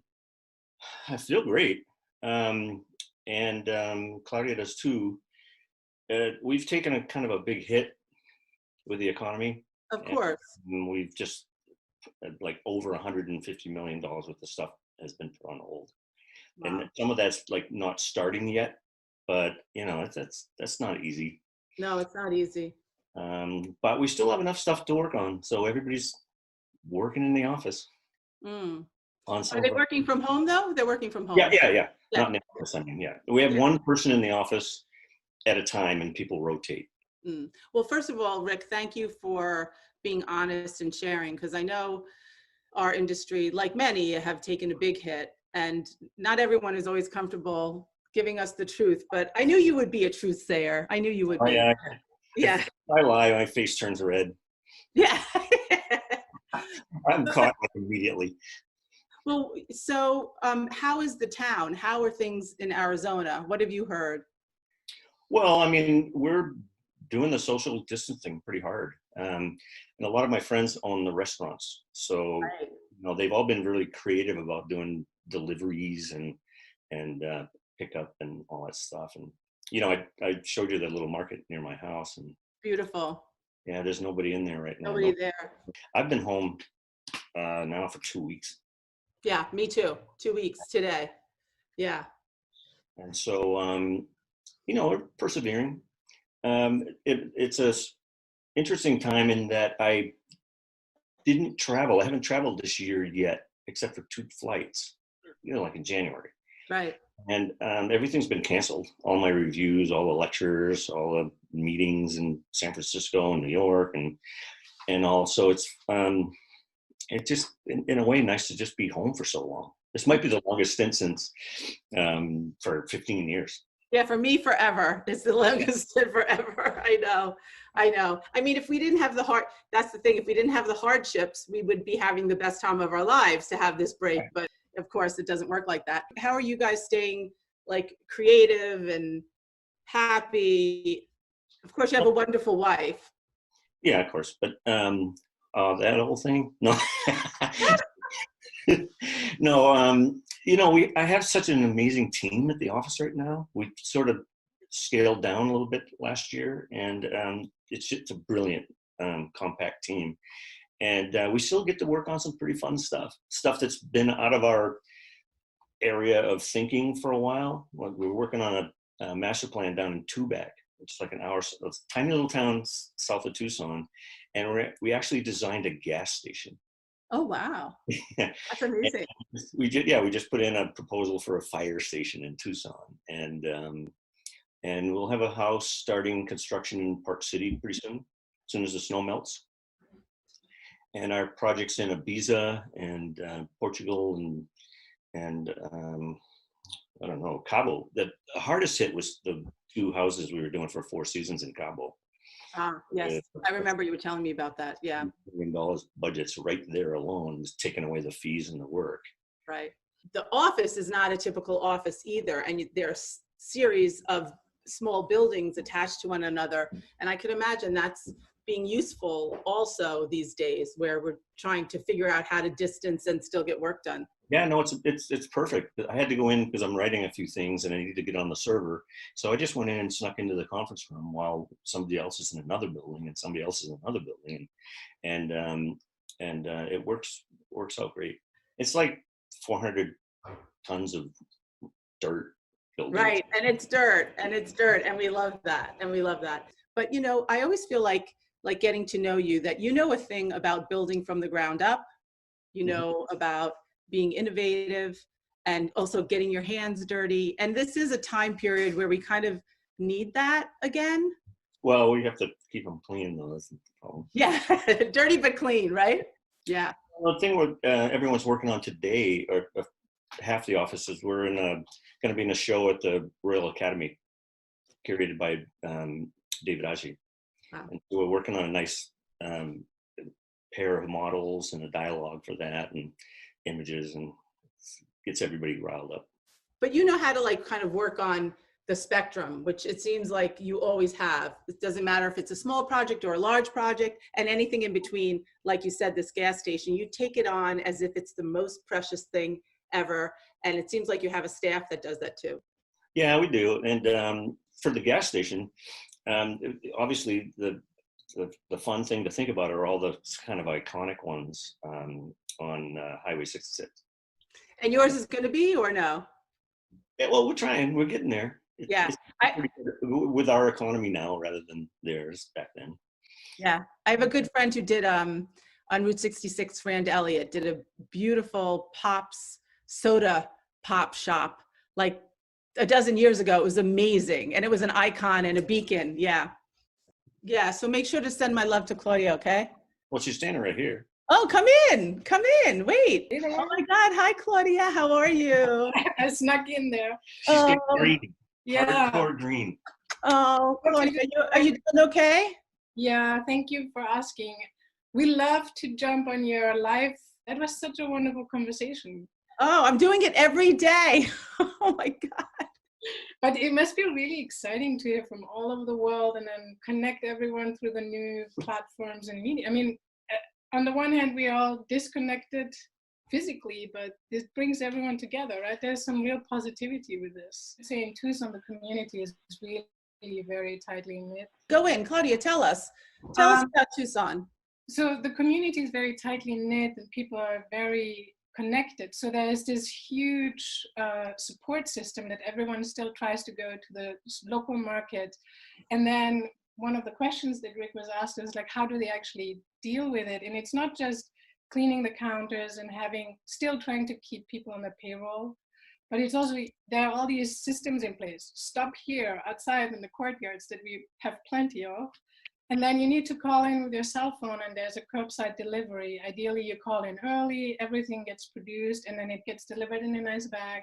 You pick it up, you call back in with your credit card detail and everything just seems to be flowing in an unusual way, but it seems to be flowing. So people make an effort to still go to the restaurants and the markets to make sure that the smaller businesses stay. Yeah, we just want to take care of them. You know, we don't want them to lay off everybody. Exactly, exactly. No, that's beautiful. I'm so glad Claudia peeked in there and talk to this. That's amazing. No, that's amazing. And you guys are partners in life, but also partners at work. Amazing lighting designer. And it's true. I remember when we were there filming, what a community it was, and you knew everybody wherever we went. It was really beautiful. Yeah. Well, so you got to take care of your communities, right? Exactly. You try to stay engaged. The new communication trails help us to also, you know, on the one hand, it's disruptive to our usual way of communication, which is very, you know, personally close. But then on the other hand, it lets everyone still participate. So, right. Rick and I, we are on boards in different institutions like schools and similar. And so it just allows still everyone to have very strong conversations and trying to find solutions to very unique problems. Like for instance, one of the schools that has young kids, and one of the main programs is a lunch program that help to kids that are underprivileged through that good food program. They had a much better learning improvement and attention. And now we're trying to figure out how can you maintain these programs for kids that no longer come to school. I mean, how do you still give them access to the benefits that they had? And they're really complicated questions that everyone is getting creative around. And so I think part of the solution currently is try to have ideas that are out of the ordinary. And it's impressive of what ideas people come up with. So we'll see. Can you share like one thing that they're doing that you can think of? So one of the thoughts is that there are local distribution networks that have to do with the local markets and the small scale food providers, and they have offered the support in trying to distribute. So they will create specific areas where they can distribute some of these good foods, healthy foods, salads and green and you know, fruits and vitamins and whatnot, to specific locations where kids could potentially pick it up or their parents could maybe pick it up. But it, you know, it goes much broader. You listen to NPR radio and you hear how New York and in your region especially is affected, and how you also have whole regions where you have underprivileged kids. Or how do you even deal with kids that don't have a regular home setup? How do you allow them to have not a technological shift? Anyways, I don't mean to take away from the positive. Oh, that's so helpful to hear. And you're great partners. Well, I don't know why we didn't put you together from the beginning, but thank you for that. We're all one industry, and in many cases, one community and community. Like you said, yours is a very tight-knit community. And I'm so happy to hear that everyone is banding together to try to help one another so we can get beyond this. Is there something you would be willing to share with others who are struggling right now, and how to stay positive? Well, I you know, had to live up to my last name all my life. So, you know, I've had to work it. And right now, you know, we're on the edge. We're waiting for 2 phone calls for projects. And if they both come in negative, it's going to be pretty hard to stay positive. But, you know, and that really, the negative part comes in play when I just think about all the, you know, beautiful people that work in my office and the team. And we haven't lost projects. We've just kind of been on hold now. Right. So hopefully some of those will come back. But I do love what you said, that you're living up to your name. And we all need you to, Rick, right now. It's such a tough time for everybody. The last thing I wanted to say is that the big ceremony for Hall of Fame at the Javits Center was awesome. It was really, really good. And I'll send, Claudia made a great video of it. I told Helene yesterday that we'd send it. But it's really nuts that now in the Javits Center is a hospital for COVID-19. I know, it's crazy. Yes, it's so true. true. Probably celebration and everybody cheering, and then suddenly now it's that, and it was only 4 months ago. I know.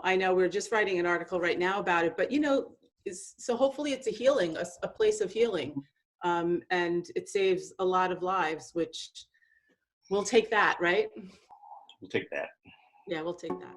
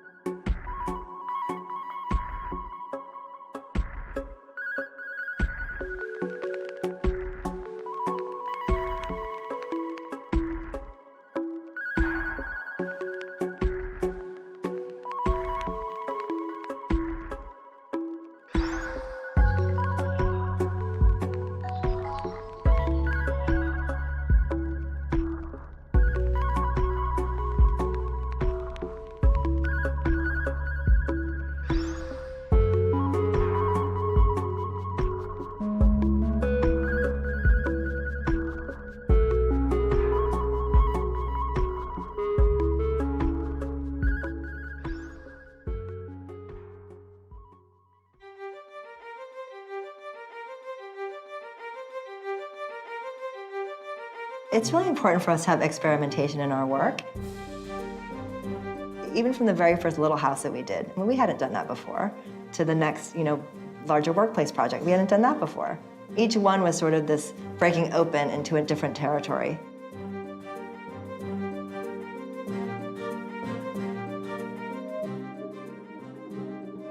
I feel like the basis of our practice now is really rooted in our academic beginning. We're both still professors. I'm a professor at Berkeley. Craig is a professor at California College of the Arts. But we really began as teachers. One of the great parts of teaching is that you're in the realm of ideas constantly. When we approach interiors, we do it with an architectural eye. We like to think about it really spatially and formally and abstractly, too. Whenever we can, we choose to work more from the inside out. So this jewel box of a lobby was actually early career. Yeah, so early career, the smallest project is still the biggest opportunity. We actually built a piece of it ourselves. We like to think of it as built origami, because this is when we were making things with our hands, and this is made without any mechanical fasteners. Amazing.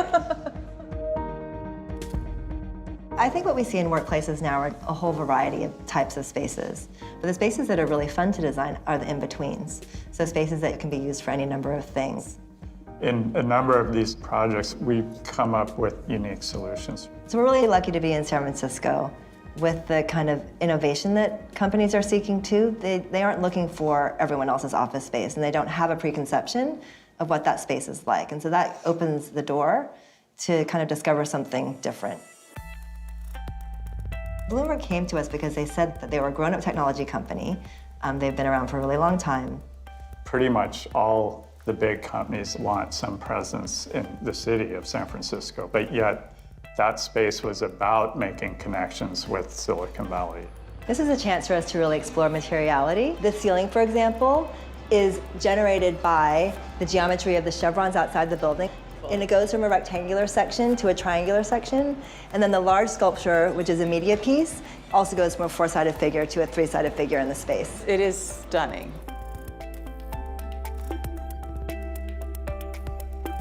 Did you used to talk about, should we open a practice? No. It was just more organic. We've been together so long, we're married. We had this desire to do our own work. Craig is that quiet person in the office, but he really sits down with all of our designers. I'm kind of I don't know what you would call that. Out, to the point. I'm to the point. Craig's a true academic, to his core. Where are you from? Born in Florida, but we moved a lot. This is now the fourth time in my life I've lived in California. I was born and raised in Berkeley, California. I was a pretty serious hardworking kid. Although my parents told me I was really sassy. I wanted to pursue architecture when I realized I was not going to become a ballerina. But my dad, being the engineer, wanted me to study that first. It's funny because my dad, he had the same thought, oddly. He knew I wanted to do architecture, but he thought, well, engineering's so stable. And so I went my first year in college in engineering, and that's as long as it lasted. And then how did you both meet? Was it at Harvard? We met back in Berkeley, and I was an engineer. I was working for an architect. And was it pretty quick? Instant. Really? Aww. Yeah. Yeah, so what was it about him? His jawline. You do have an excellent jawline, I have to say. Doesn't he? He still does. Yeah, beautiful. As teachers, we were involved much more in the conceptual underpinnings of design and architecture, I would say. With students all of these years and talking ideas always. Things that are investigative and materially exploratory, installations we had done or competitions we had done. One of the categories of work we call speculative, like a house of the future, city of the future, they play into the thinking behind the built work. One key project was the Fog House, which is now in the permanent collection at SF MoMA. Everything that you do has such an artistic quality. What were separate realms between art on the one side and architecture and interiors and product design have been separate disciplines, but more and more there's been this crossover and hybridizing between those worlds. And Twitch, for example, Twitch is a broadcasting company, and so there's a graphic quality here. And so that graphic quality takes place in the kind of stenciling of the floor to just like define one area separate from another. And so you have the kind of sharp delineation between what might be in your computer monitor and what might be in real life. What would you call your sort of ceiling treatment? It looks like taffy being stretched into this architectural shape, right? It is. It's basically a rectangle which is stretched into a super long parallelogram. Right. So we're really interested in geometry. That probably comes across in our work. Yes. There's this concept that Craig kind of developed when we were at Michigan, built around Michael Heitzer's sculpture, The Double Negative, but it was about how two voids, negative spaces, could come together and form a third. You know, that intersecting moment, it's greater than the sum of the parts. In every project, we sometimes try to figure out how do we get a double negative in here, and in 90% of projects, it's not really possible. But the Pinterest stair is a place where it actually came to fruition. I mean, the stairs are like a beacon in this office space, right? That was really the idea. I mean, to have this existing atrium that never came to the ground floor, the move was to cut the floor out and insert this stair that is a mixer and a lantern, the heart of the building. This is a moment of the double negative where the two flights intersect each other. Right here, right? Yep. Beneath the stair, you can get a sense of how the integrated lighting filters through the perforated metal. It's gentle and it's beautiful. Yeah, so Pinterest's platform is about using humble things in innovative ways. And so it was a perfect fit with the idea of the plywood and this kind of volumetric ceiling that actually holds all the plumbing and the speakers and the lighting. It's spectacular. Walk in, wow, I want to be here, right? So we're in Pinterest number 2. Yes, right down the street. Another case where we got to focus on the stair at the heart of the building. In this case, it cascades through all the upper workplace floors. We were designing the interior at the same time the building was going up. So we said, just build a simple stair. And what we'll do then is we'll you'll wrap it. Oh, yeah. That's brilliant. We really like to work with just the things of the everyday, elements of the everyday, and try to transform them. Or defamiliarize them. That's amazing. You're making people think. I think that some of the best work that we experience is not what you see is what you get, but something that you have to come to appreciate or understand through moving through space or taking a bit more time to contemplate it. What do you enjoy doing the most within the practice? Design. I love solving problems. That's what I was going to say about you. Yeah, I do. Sometimes when we have a new employee, and I try to describe how we are, and I said, you know, I'm like the heart of the firm, but Craig is our soul. The timing was good for you guys. It's true, we're still a really, small firm, and we just do one project at a time. We just want to do one project really well and then do another project well.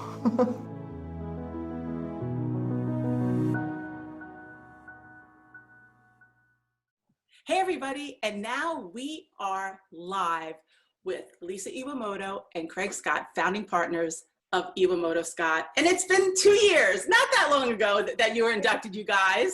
It feels like way less than 2 years. Yeah, 2 months. Maybe because COVID has compressed time or something. It feels like it's been half that long. I know, it was so nice to see you guys. I mean, you're always innovating, right? That's why I inducted you, because you're always innovating. But also just the idea of innovation in a culture, right? Because all these companies that you're working with, like, they thrive on their culture, right? And now and even though some could work at home, they like to get the folks in the office. So what are some of your clients saying? One of the questions that they have is, well, what is going to make people want to come to work? You know, if it's like, I can do some of this stuff from my home, right? One of the reasons to, you know, to travel, to commute, to leave my house. And I think some of the answers revolve around community, really. Right. Community, having a social hub and a center, and to just really rethink how people work and making the workplace even more collaborative rather than less. Because we can be sequestered at home. The workplace is the place you go to be with other people. So that's something that's been going on. I mean, we've done the 6-foot circles and all that, but that's really just like the very, very baseline. It's not the exciting part. The attraction of the city was requiring new workplace to be less horizontal and more vertical. Now there's a questioning of that to be more connected with the outside world, more in terms of natural ventilation and sunlight and all of that. Which is opposite of the project in the Salesforce Tower, because that project is it's not that small, it's about 18,000 square foot floor plate, and it's smallish because it's at the top. So it's like, I think 2 up, 2 down from the very, very top, and it's for a venture capital company. And that was an interesting project because it happened pre-COVID, but I almost feel like they had COVID in mind, for example, because most of the space is really open and has just a whole variety of places for people to be either in a small group or even by themselves, but, you know, within this much larger social environment. And I think one reason why they were thinking that way is, you know, they're a company that has partners all around the world. And this was meant to be that place where you get in off an 18-hour flight, and where do you go? You need to land somewhere. You can't check into your hotel yet. You know, you need a place to put your bag, you need a place to get something to eat, you need a place to just decompress. That's really what that design was all about. The actual dense part of the workspace is like a tiny fraction of the overall. Well, I remember there was a VC headquarters in Salesforce Tower that we were trying to go film, and it wasn't just quite ready yet. And I do think it brings up a really good point, which in terms of design, I feel like a lot has been, the trajectory has been going the right way, right? Are we going to have to pivot about things? Yes. But like you said, this project had it in mind. No, it didn't have it in mind, but it works, right? Yeah, I think it's that part. And also, there's not necessarily a staff there all the time. So there was already mobility in place. This is a place that people come in, even those who are local, come in and out. They need to feel at home, but it's not their workplace, you know, in that sense. It's really the place where they get together to work together. And I have talked to a lot of designers who would perhaps look at this project and say, this will be the new workplace, right? The amenities, more of an amenities type of situation might be what workplace looks like. What do you guys think? We think that's definitely part of it. You know, and this was, that project, 59, is probably our most amenities-based project. Not in terms of the square footage, but the percentage of square footage devoted to the amenities and the type of amenities they have. I mean, there's 2 bars, there's a speakeasy, there's a cafe, there's multiple meeting rooms that all feel like small living rooms. There's, you know, all that kind of stuff happening. And yes, Workplace has been doing that for a while now, and that has definitely been the trajectory. But I think with COVID, there's potential for even more innovation and adaptation along those realms, where what does a new amenity space look like? Where it's not one big room where everyone gets together. It's a series of many places. And if it happens to be closer to the ground or at ground level, the potential for, in this climate, especially for that to be indoor, outdoor. We're looking for that right client who will let us poke holes all over the building. I love that. Courtyards and, you know, I love that. Spaces throughout the whole thing. Yeah, that would be amazing, right? Yeah. Okay, so let's talk about a few things in the 2 years. And, you know, I know that, so Salesforce Tower, that was one. But I know that you won a big competition, the project Ivy Tech, is that right? Yes, yeah. Thank you for bringing it up. We're really hoping we can talk about that a little bit more. That's super exciting.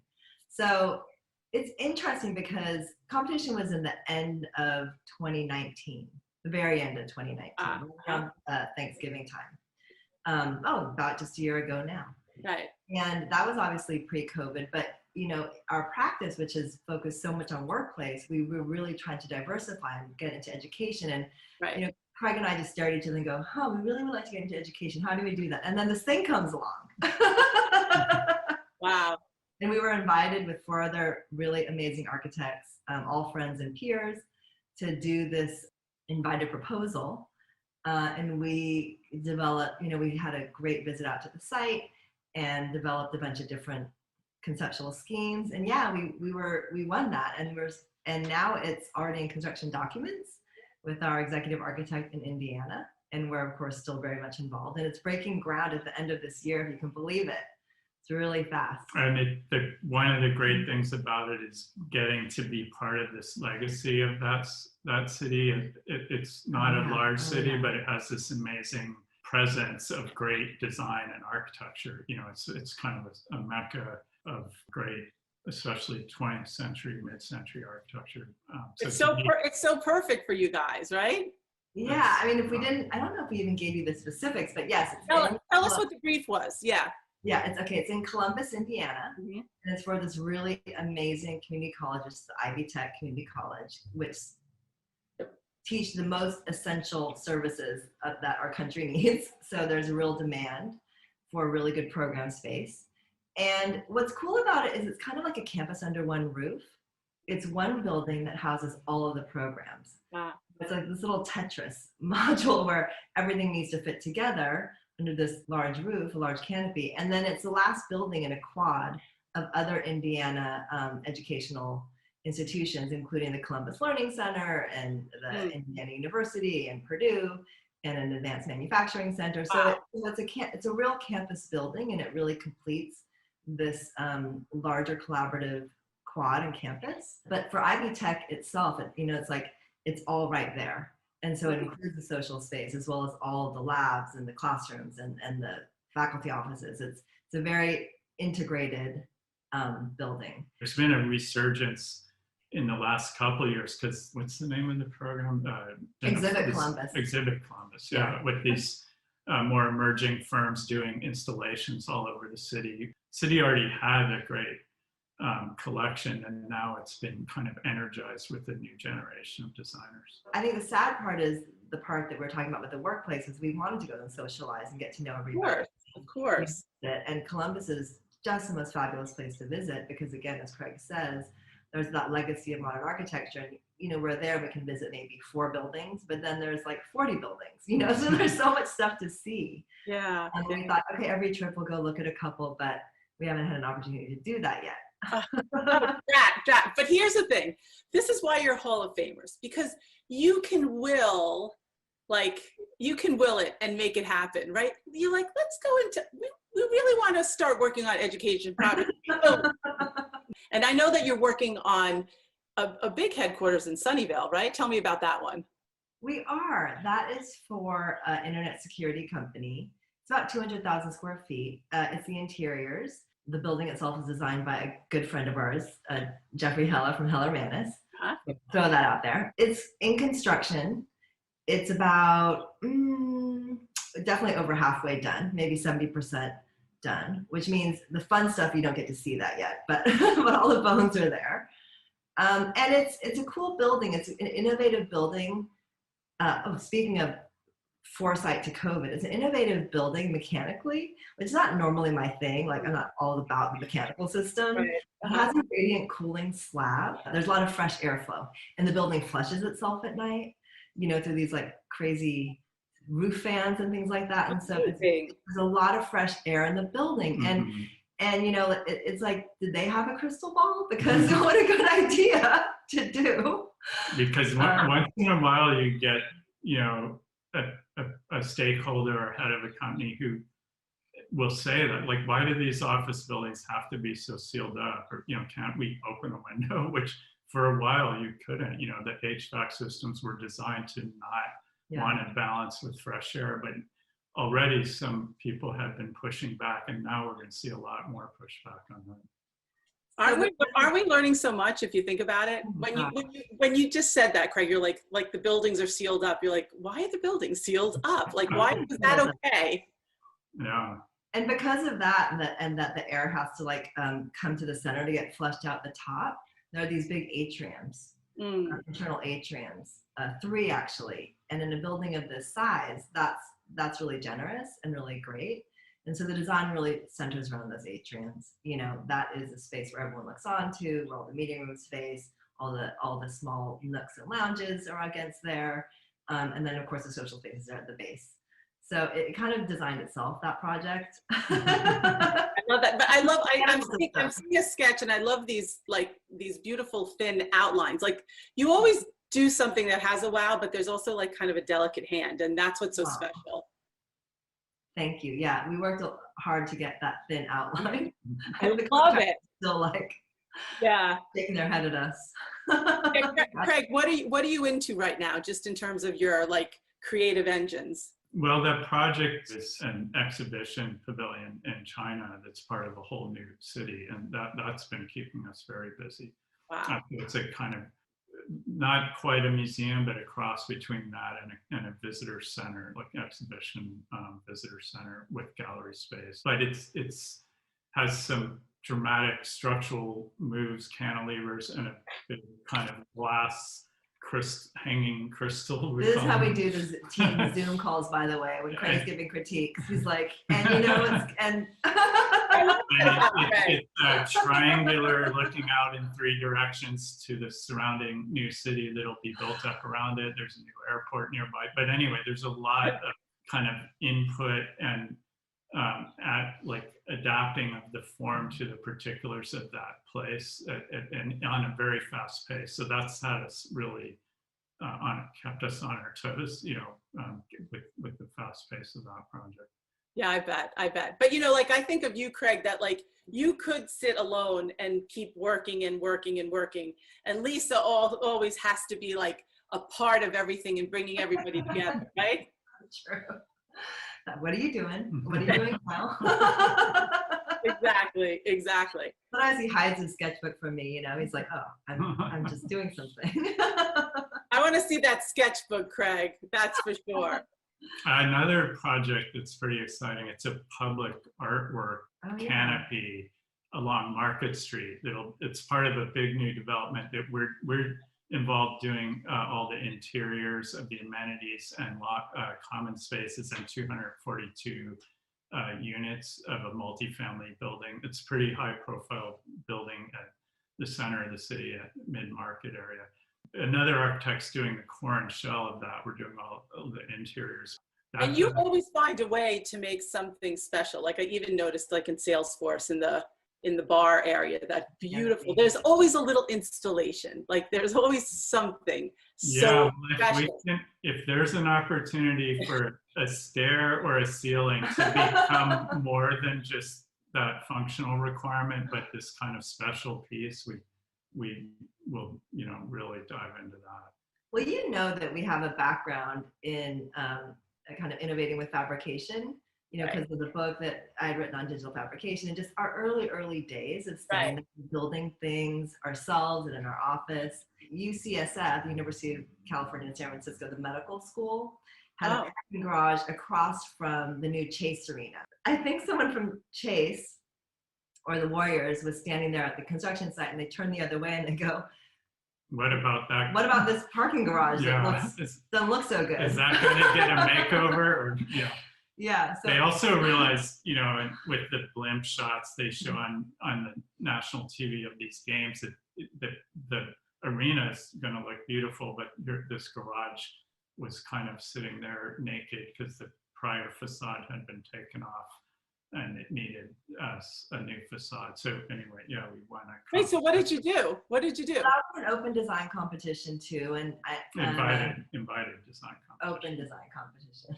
Invited to right, there were submit. finalists, yeah, that we were one of. To submit a proposal, and we developed. Well, UCSF is a research campus too. It's medical, you know, but it's also medical research, and so they're very connected to that as part of their brand. And so we developed a tessellated skin. It was also a very limited budget. That was the other thing about it. So we developed a tessellated skin that could work off the original structure that it was put there for the original facade that had to get taken off because it had failed in certain ways. It's a very loose abstraction of DNA strands. So we didn't want to have just these spirals going up the building. That wasn't what we were interested in at all. We were interested in something three-dimensional and something that could really capture light in different ways. And we love it because it shows up on Instagram all the time because people take pictures of the Chase Arena and our garage happens to be right there.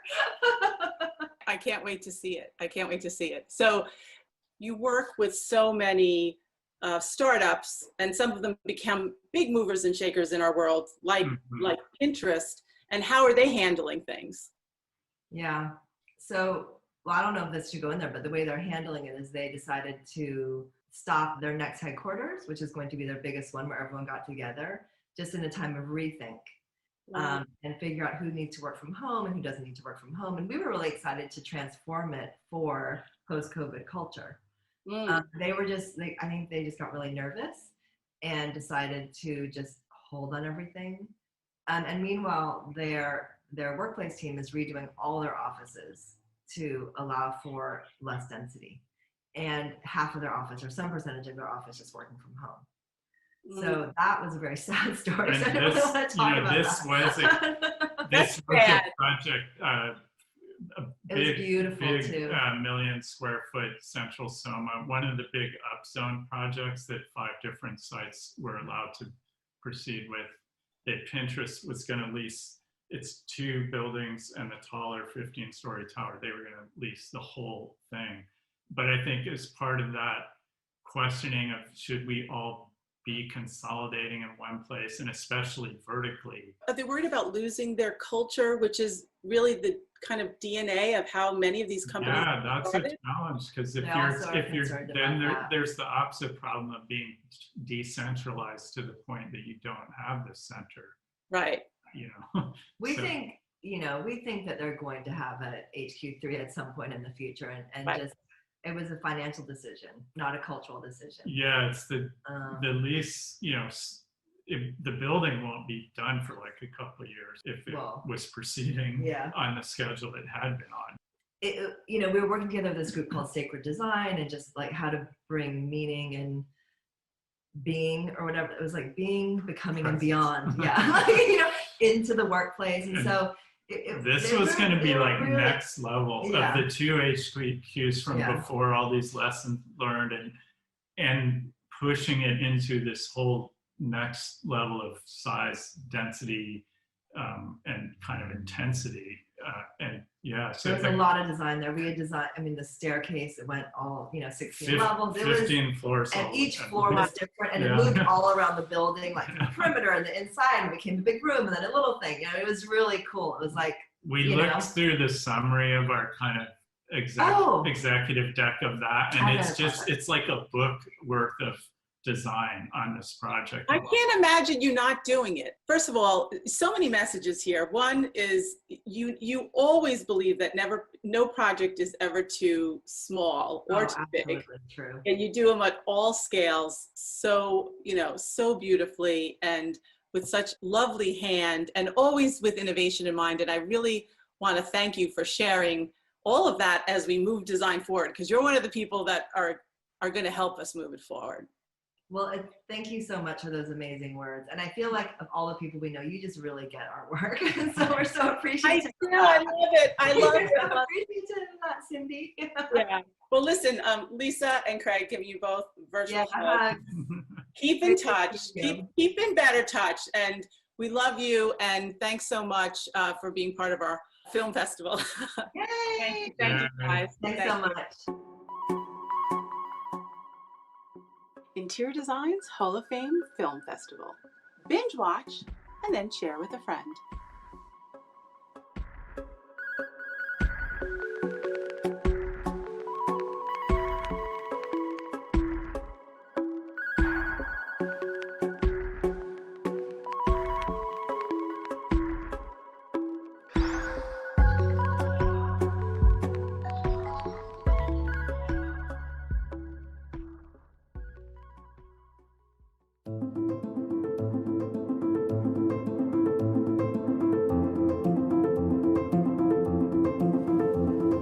Art and design is important to every realm of life. It was the inkling of that idea that I had when I started SCAD. SCAD was not like other colleges. I mean, it still isn't.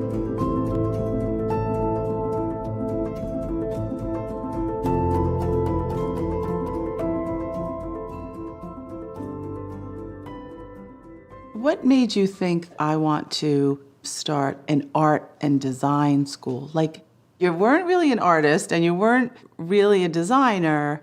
But I saw a need in art and design. I was really thinking about, art and design as a career. Right contrast. So. Business does not thrive without creative skills, without a creative mindset. What's new? What could be? Yeah. What are the possibilities?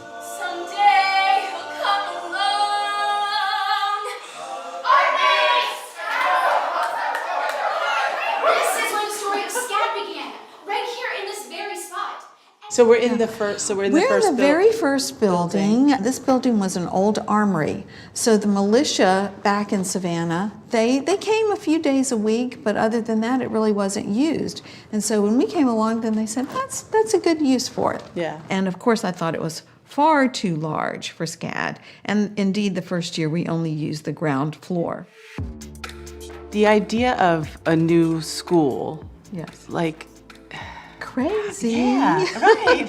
What was I thinking? Right. It's a good thing I didn't know Right. everything that was going to be involved, because maybe I would have never dared to try to start a university. Right. But I just thought about my students. I thought about what makes for the best educational environment.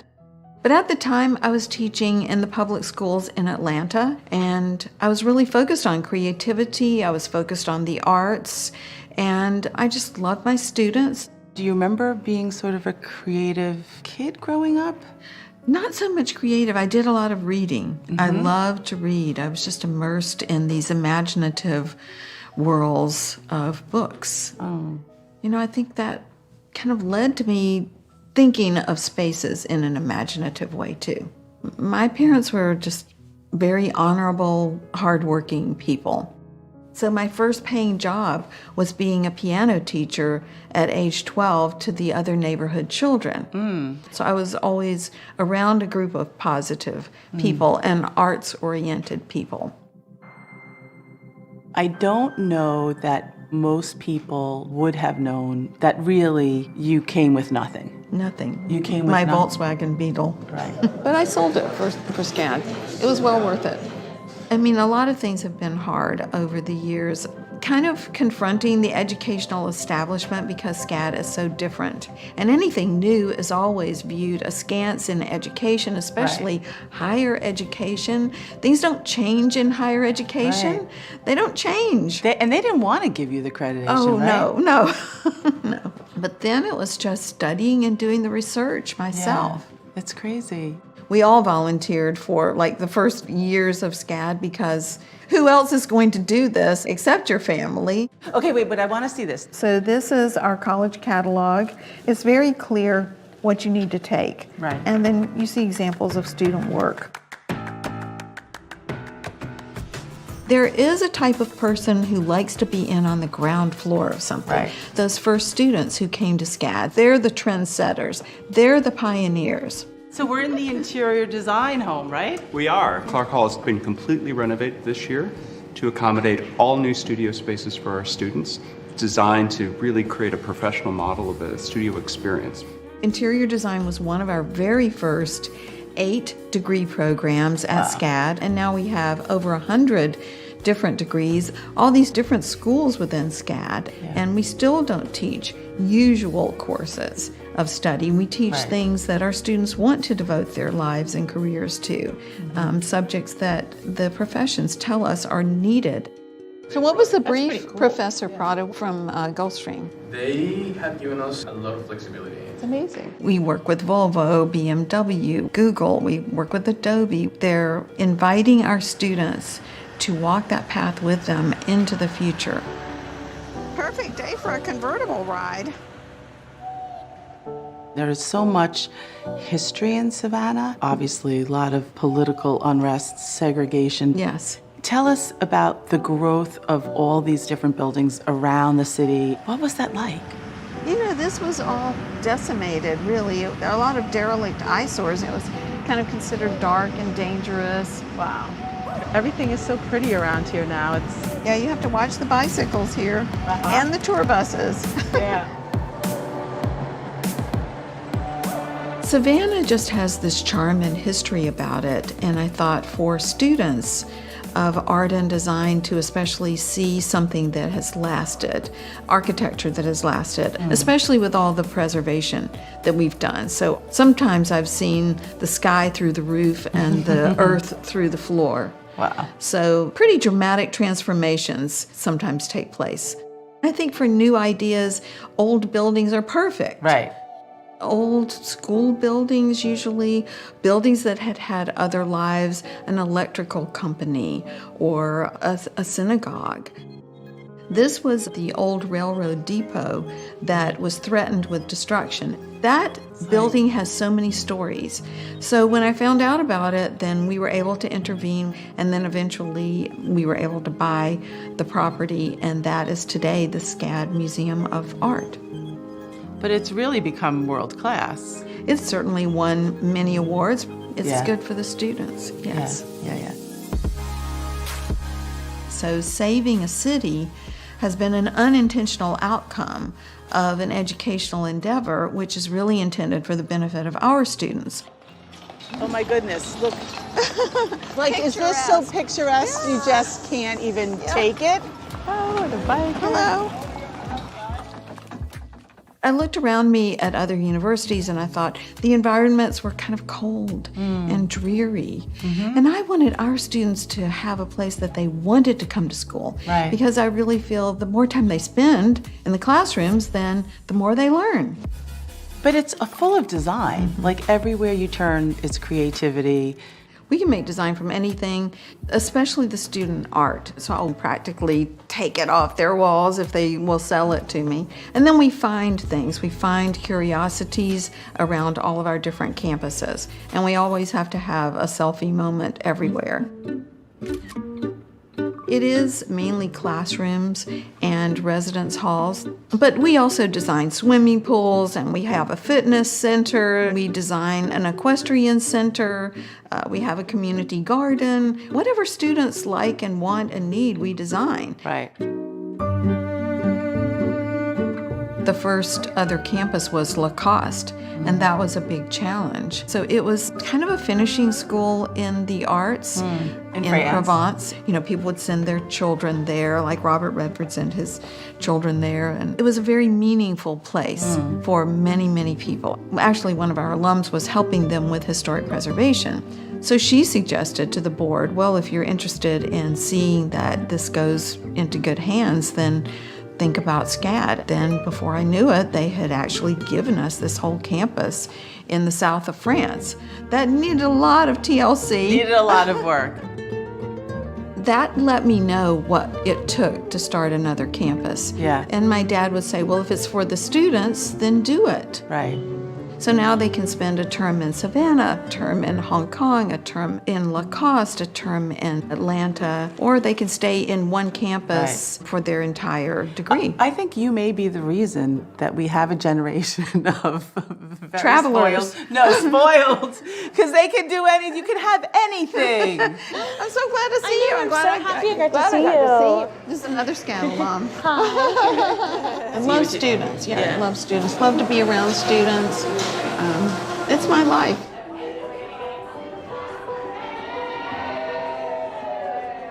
So 40 years. 40 years. Yeah. That's insane. Yeah. To be just a part of that is just like so overwhelming that there's so many people that, SCAD is so important to them. They DM me, they email me, they come around. Maybe I can pull it up. I'll show you. It's from a freshman, first week at SCAD. I just wanted to say that I've worked extremely hard for this to get into this school. To me, it's more than a school, it's home.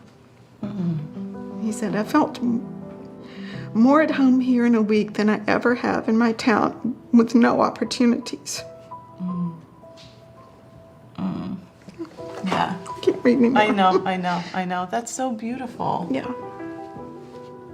See what you give people.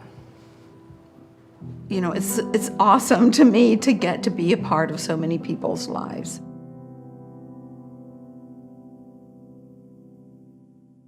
Hey everyone, this is Cindy Allen, Editor-in-Chief of Interior Design Magazine. And we're talking to visionaries in the field because we need inspiration to get through these crazy times. And now is a special guest. We have the president and founder of SCAD, Savannah College of Art and Design, and the most extraordinary Paula Wallace. Hi, Paula. Hey, Cindy. Tell me about Design TV. This is so cool. You know what? I think the word of the day, and you're exactly like this too, and I love the word, it's like pivot. Like we pivot really, really fast. And, we've been talking about doing a channel forever, I would say. And when all of this happened, a bunch of us got on a Zoom call and we're like, the channel, we're starting to design TV and that's that. And we did it in a week. We're going to do this today. And, we have these incredible documentaries that I've been doing them for 20 years. So everyone just saw the documentary we did on you, Paula, when we inducted you into the Hall of Fame. And I'm glad I wasn't watching it at the time because I would have teared up. Oh, you're so sweet. And the other thing was, and for those listening in, it had gotten accepted into the Sonoma Film Festival, which was supposed to be like last week, I think, Paula. Wow. So it didn't play there, and there was no festival, but we're playing it. Okay.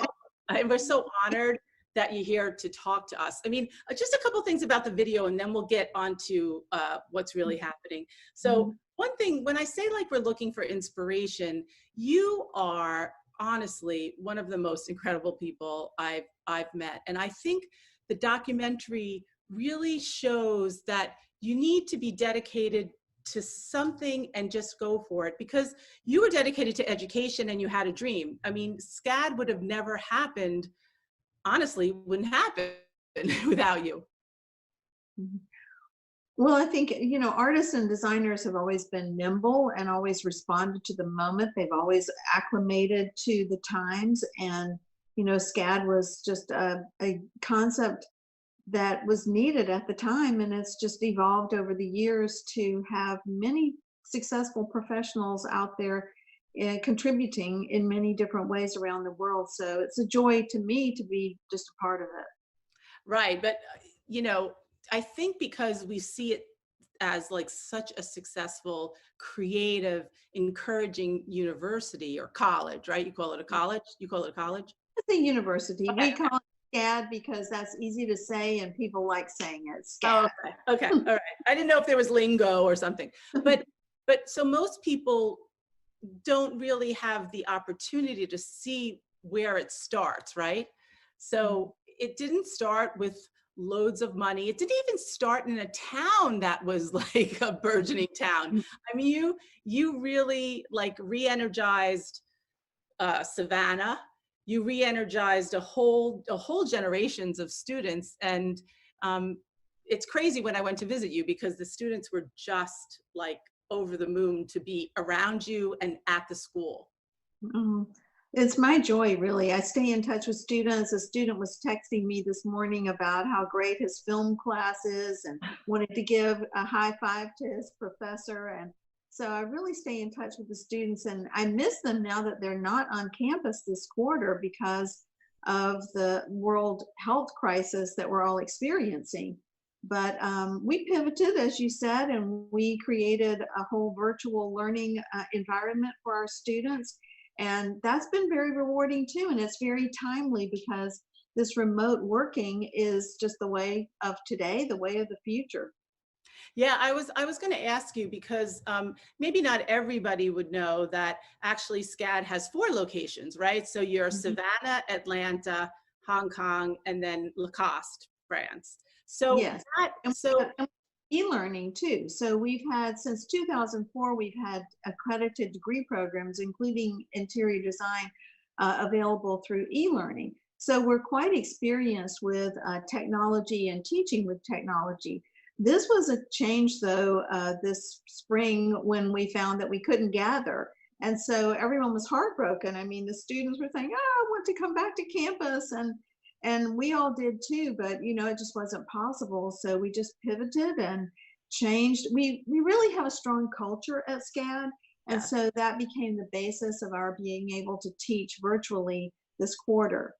Again, if you haven't been to Savannah and haven't been to SCAD, you have to. The kids are literally dancing and singing in the streets. It's a happy place.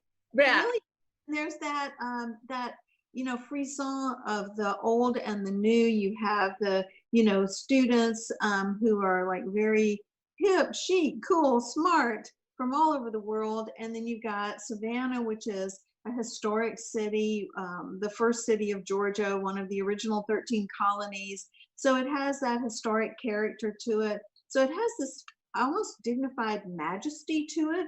It also has the beautiful environment of all the outdoor living rooms, the squares, the parks that Savannah is so famous for, the live oak trees that are centuries old with the Spanish moss just dripping down. It's so romantic. It's a very romantic place. It really is. It's so funny that you're saying that, because later this week I'm going to be talking to a firm that does a lot of public spaces and outdoor spaces and the importance of that now. But it's so true in Savannah.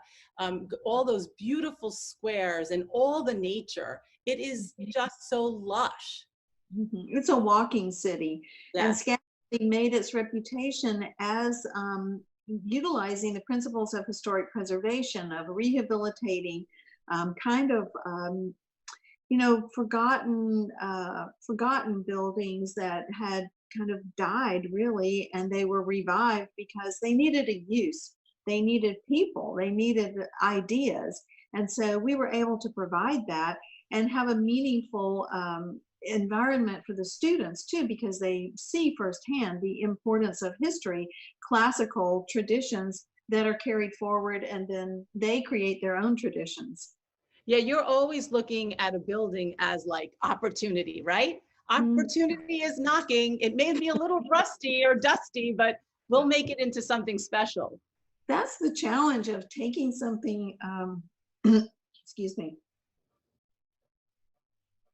that maybe was an ugly duckling and turning it into a swan.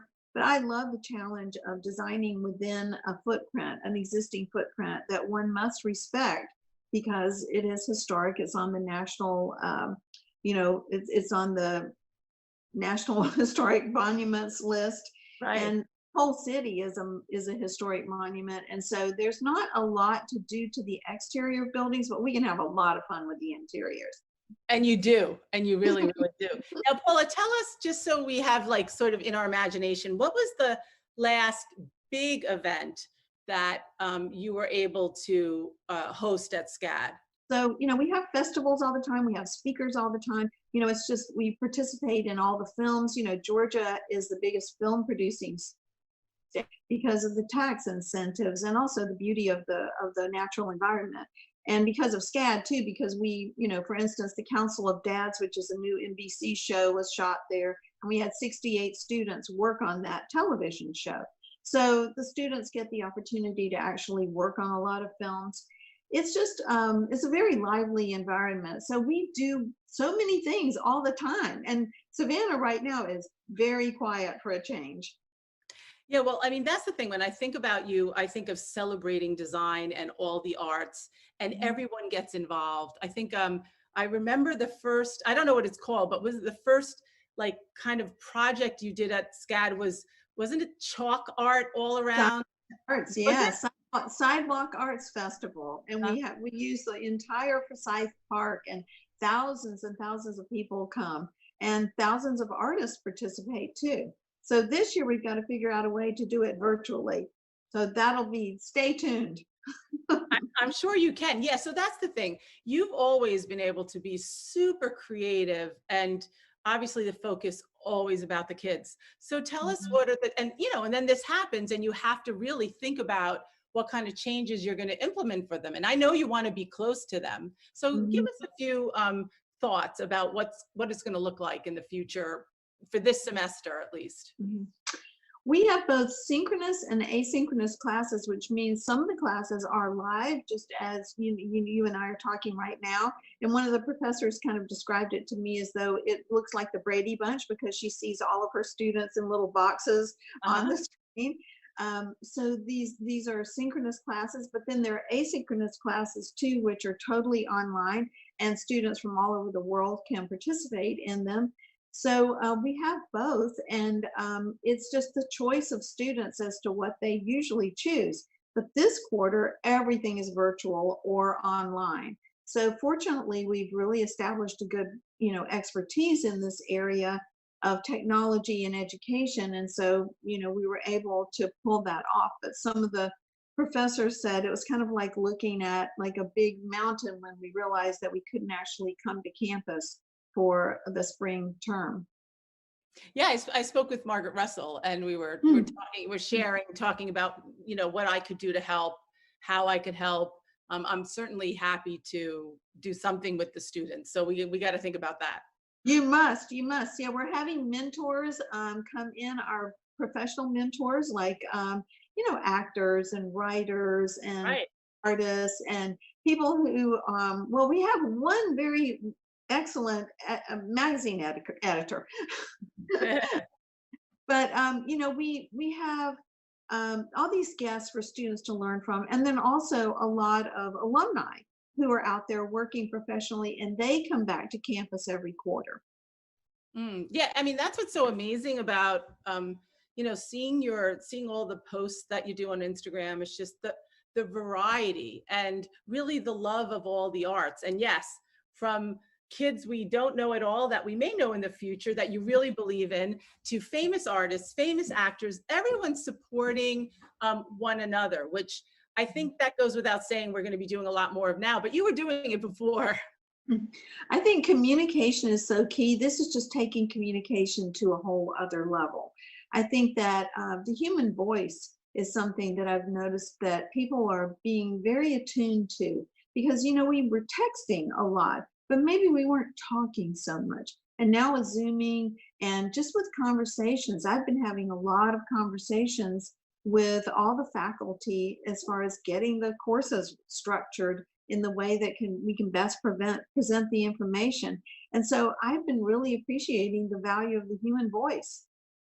Yeah, I completely agree. And it keeps reminding me of like somehow the different generations with this crisis are learning from the other, right? And it's sort of like, we may say like, oh yeah, we text all the time too, but we used to not. We used to want to be on the phone, right?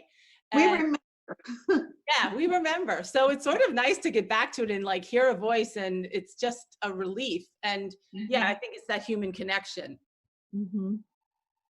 So tell me, so Paula, so you have been, the different locations, you have classes that are remote anyway.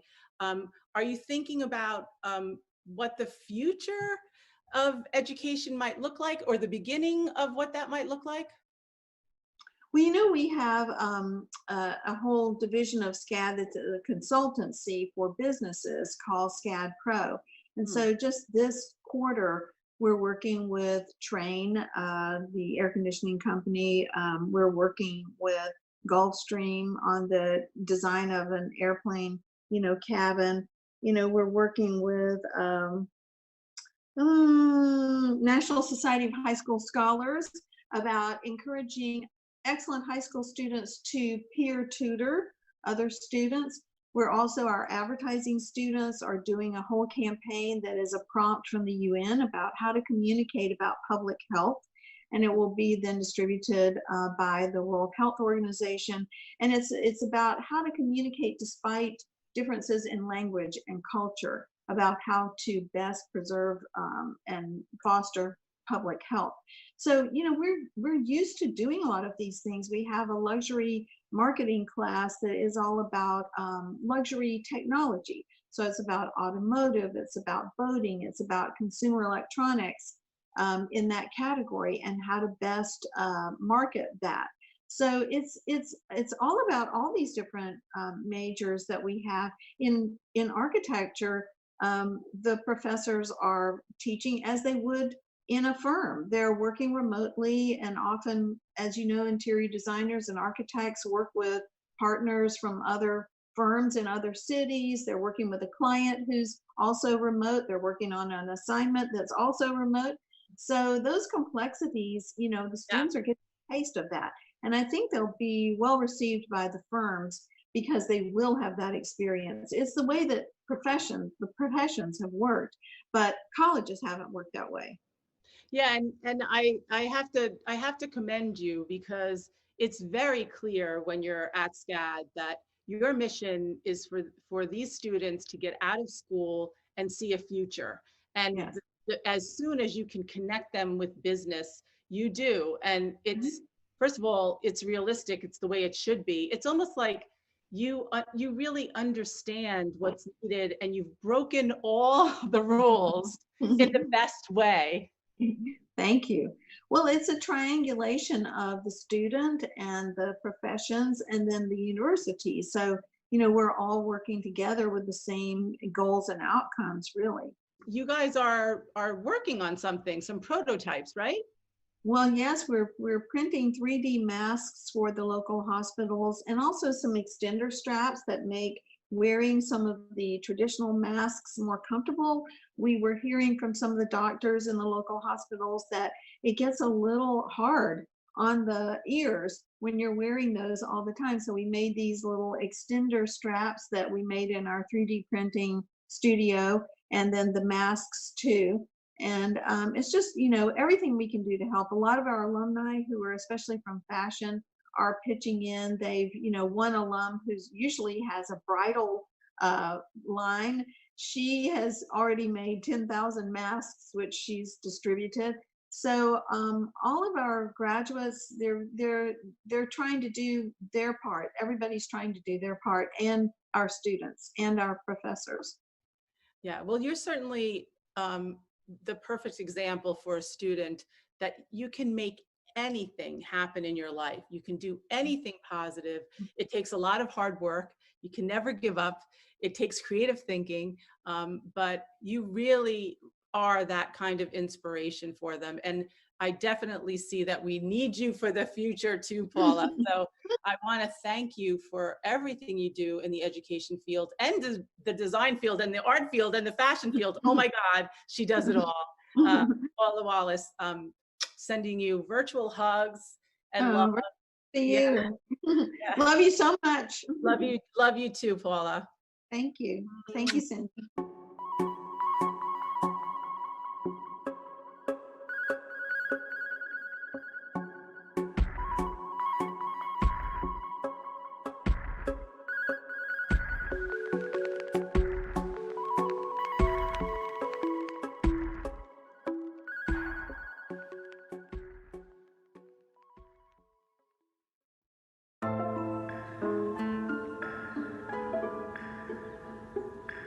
Design is not a strategy, but it is culture. It is something that is on the road, on the move. It's changing.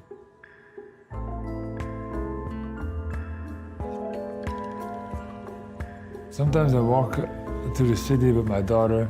We're walking over one of the bridges, and I'm telling her, just stop for a second, right? Look around. This is our city, right? We didn't dig out these canals. We didn't make these bridges. We didn't make these facades. We get all that for free. It's amazing, isn't it? And I really feel that gratitude, and I really feel therefore also that as long as I'm here, I really have to find a way to always have a project for the city to contribute. And so I did a book on the creative history of Amsterdam. I set up a school here in Amsterdam. I made another book about the works in the Rijksmuseum, and I made this hotel.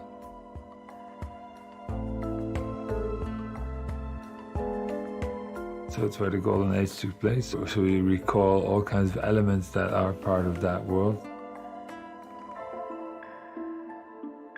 And that is the logo of Amsterdam. I do quite a few different things. I do make work that I believe is very near to art, and I do make work that I believe is not very near to art, but is creative in a different way. Marcel Wanders, take me through this. Each of these works have character, they have personality, they have soul, and they're all, in a way, portraits of myself. But they wouldn't be interesting if they were only portraits of myself. They're portraits of all of us, in a way. It's a little hypnotizing. Yeah. I really love the idea that, I can have different sets of rules for different things that I do. To me, that is the complexity of my life, the complexity of the world. For a lot of people, that's really complicated and very difficult to understand. For me, it's a pure essence of who I am. I grew up in a village 100 kilometers south of Amsterdam. Mom and Dad had a store there, a household store, but also toys, of course. And there was always little things that broke down, and I was able to take them apart and repair them. But also, I really loved making little gifts. So I found maybe a little crystal, drew a face on it, and maybe give it ears, or I put a few things together. It was always fun if you give someone something that is unique and made for them. I really got addicted to that.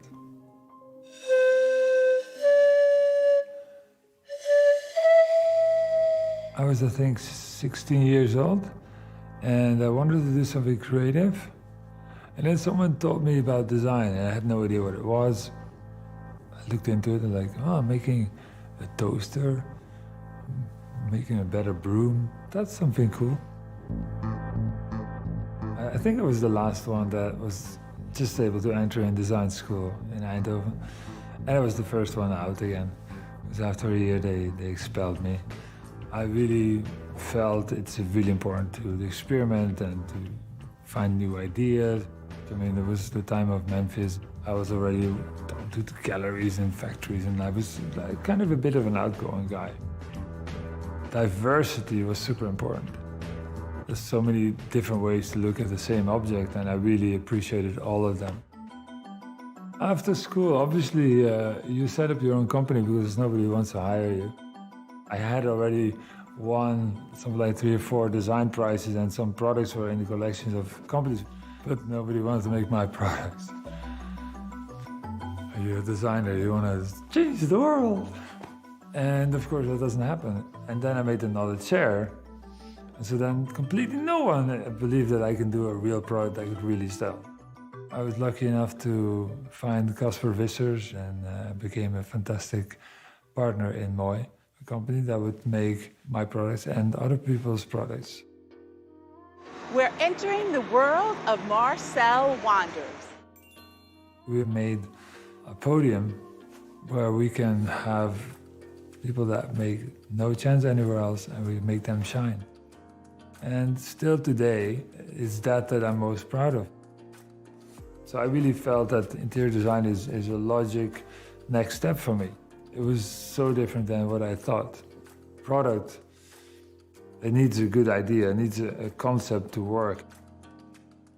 It's like if you have a piece of marble, and you know what's inside, you carve away everything, and you have that thing. Now, if you do that with an interior, you get a really boring interior. Because an interior is different. An interior has a Monday morning, it's Friday night. It's got all these aspects that products don't have. An interior, therefore, I started to understand you design it as an opera. It's got the flutes, it's got the trombones, it's got the singing, it's got the text, it's got the lights, it's got all these elements. And all of these play a different role at a different moment in time. See, most interiors that we have worked on, they're not here, right? So let's say if we do a hotel in Doha, they want to arrive in Doha. That's where they want to be. And they want to feel that, they want to experience that. I remember the Mondrian was really spectacular. I think we all published it. Whether it's scale or something quirky or something handmade, you have things that people remember. Every project needs icons. You want people to step into a world and to be mesmerized and to feel things, so they will be able to express what they have felt because they will recall the icon. It's the evidence of a world. So the big challenge always in interior design, besides functional details and all kinds of details, but to make something that you feel is representing a culture, a place, a locale. Yet we want to do something that is also international. Yet we want to do something that is also new and not seen before. That is difficult, but that's our job. I think the way we work in the studio now is like something that we've built and crafted for a long time. Since I'm here, we really start to embrace the work and projects in a 360 degrees creative mindset. We don't do just now thinking about the project as design, we think the project in a holistic approach. So we do the project thinking about the photography, the text that goes together, the graphic, the packaging, the advertisement, the art direction, and the video and the animation. We love to really bring our work and our creations in the best way possible. The multidisciplinary way that we work is super important to me. And then to keep free to change everything. For the team, Marcel is, of course, the brilliant mind. Is the one that comes into the project and, of course, brings the unexpected aspect of each project. People call him designer, interior designer, product designer. I just believe Marcel is the most great creative mind of today in our field. Design has become a bit of a big animal, right? I mean, when I studied, I thought I am going to do toasters. By now, I want to change design as an idea. We have made a world that's dominated by rationale and technology. We have created a throwaway society. And I think that's what we have to fight within the context of design. I want to create a world that's more durable, that's more emotional, that's more personal, that's just more romantic, more human.